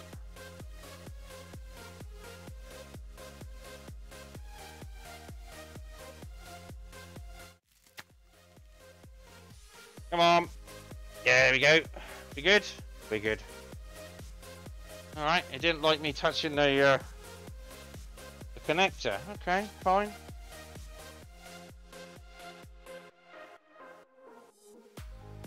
I do want to move it out of the way though. Just going to get covered in paint otherwise. Alright, I'll hide it behind a piece of newspaper next time.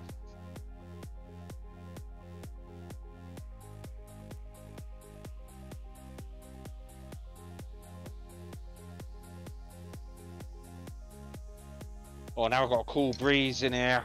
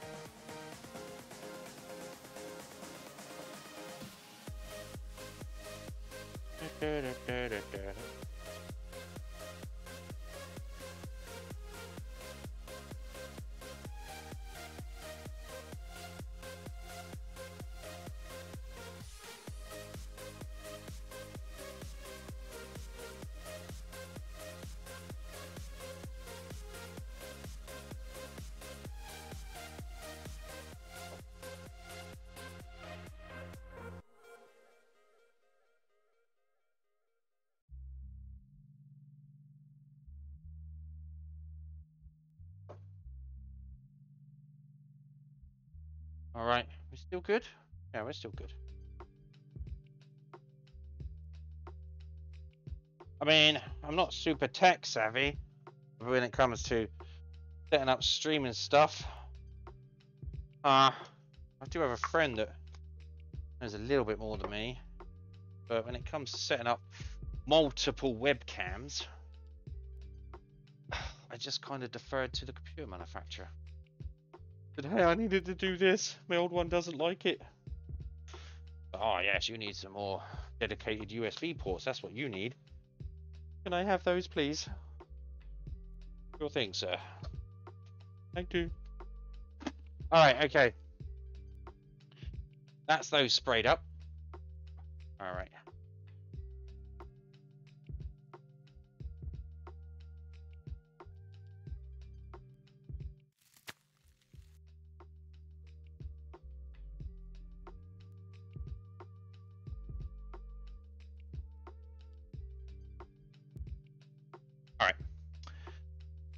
Okay, so all there is to do now is check out, see what we've got with the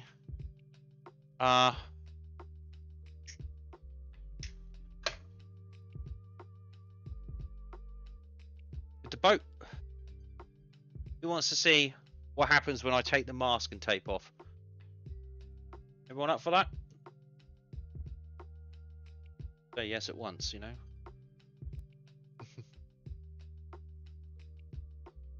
All good. Okay. Okay.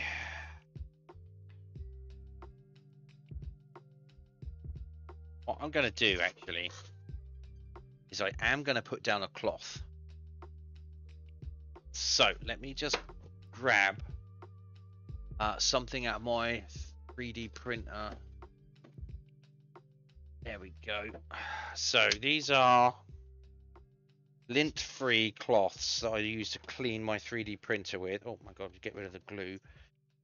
Last thing I want to do is actually stick it to the glue, so we'll get rid of that. So that doesn't happen. Yeah, so these are things that I use to clean my screen on the 3D printer, and they're lint-free, scratch-free, so they won't scratch it. They're good for cleaning off the screen of the 3D printer.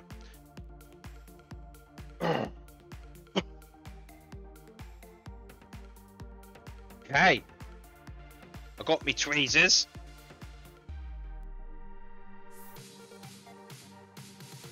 Let's go. It's, yeah.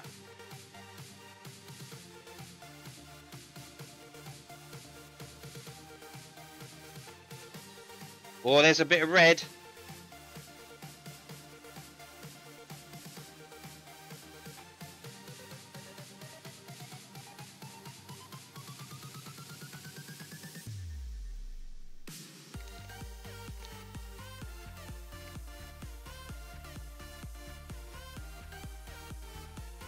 Already, the contrast is looking absolutely fantastic.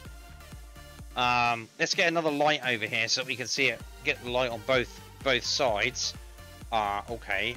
So, yeah, there you go.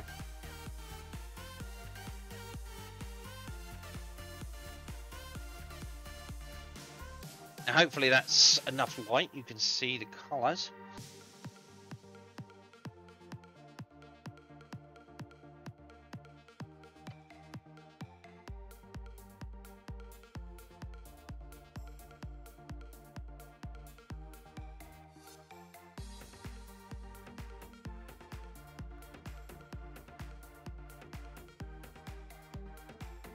I'm just praying for a nice crisp line, you know what I mean? Nice crisp finish.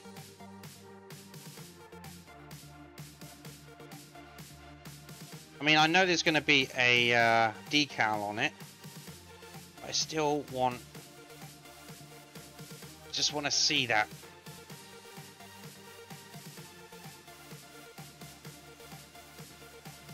It's super satisfying.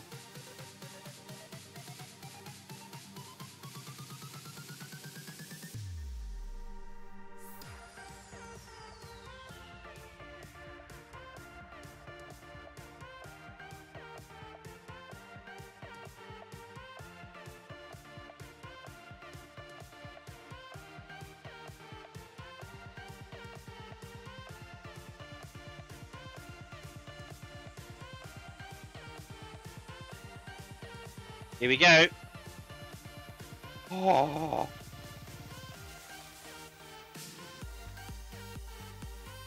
Oh, that's beautiful so far. Come on, come on. Yeah, definitely over that bit. Oh, oh my God. I think I've just had an incident. It's looking amazing. I just had a crisis. Alright, see if we can do it again for the second time. Yes, look at that.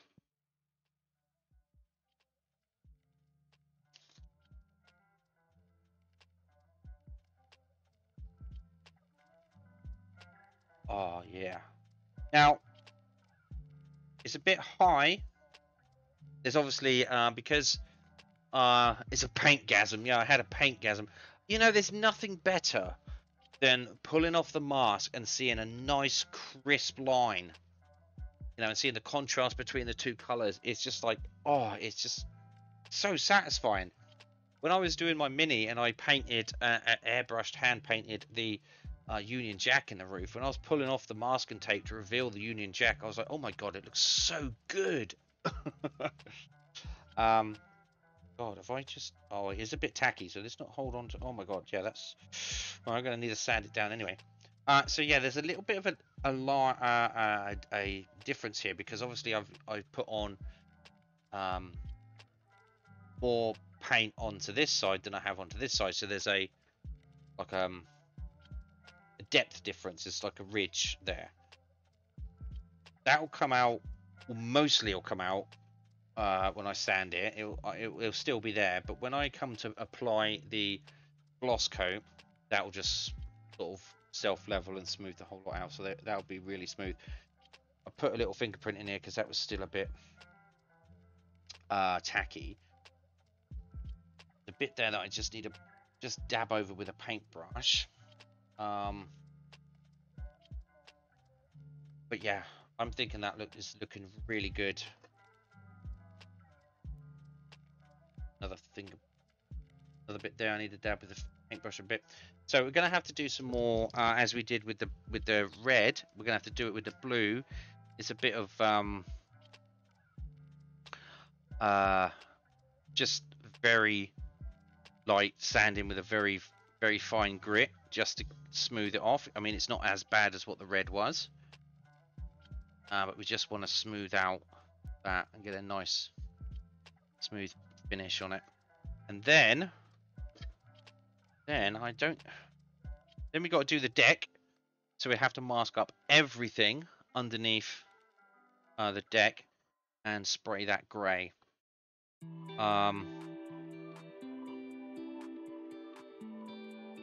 Yeah. Oh, I'm really pleased with that.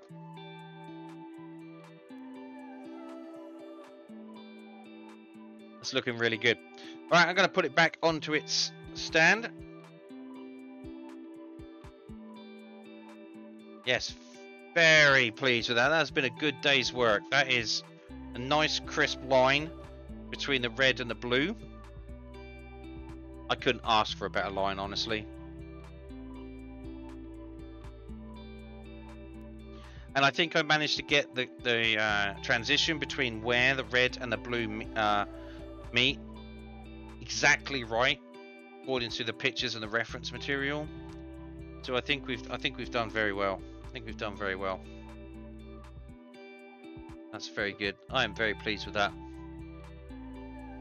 I mean, it's got a bit of a shine on it at the moment still, but that's going to come off. But when I put the actual finishing coat to it and polish that up, polish it, it's going to look amazing. It's going to be so shiny. Well, that is the intention.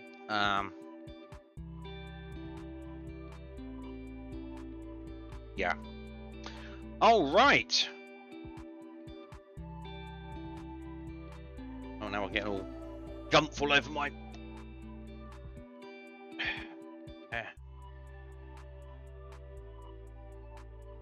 Okay. Okay. Well, that was the climax of the stream. There, that was what we were basically working up to the for the whole time. was that nice crisp line. I mean, oh god, I just love it. Just love it. Look at that. That. Whoop.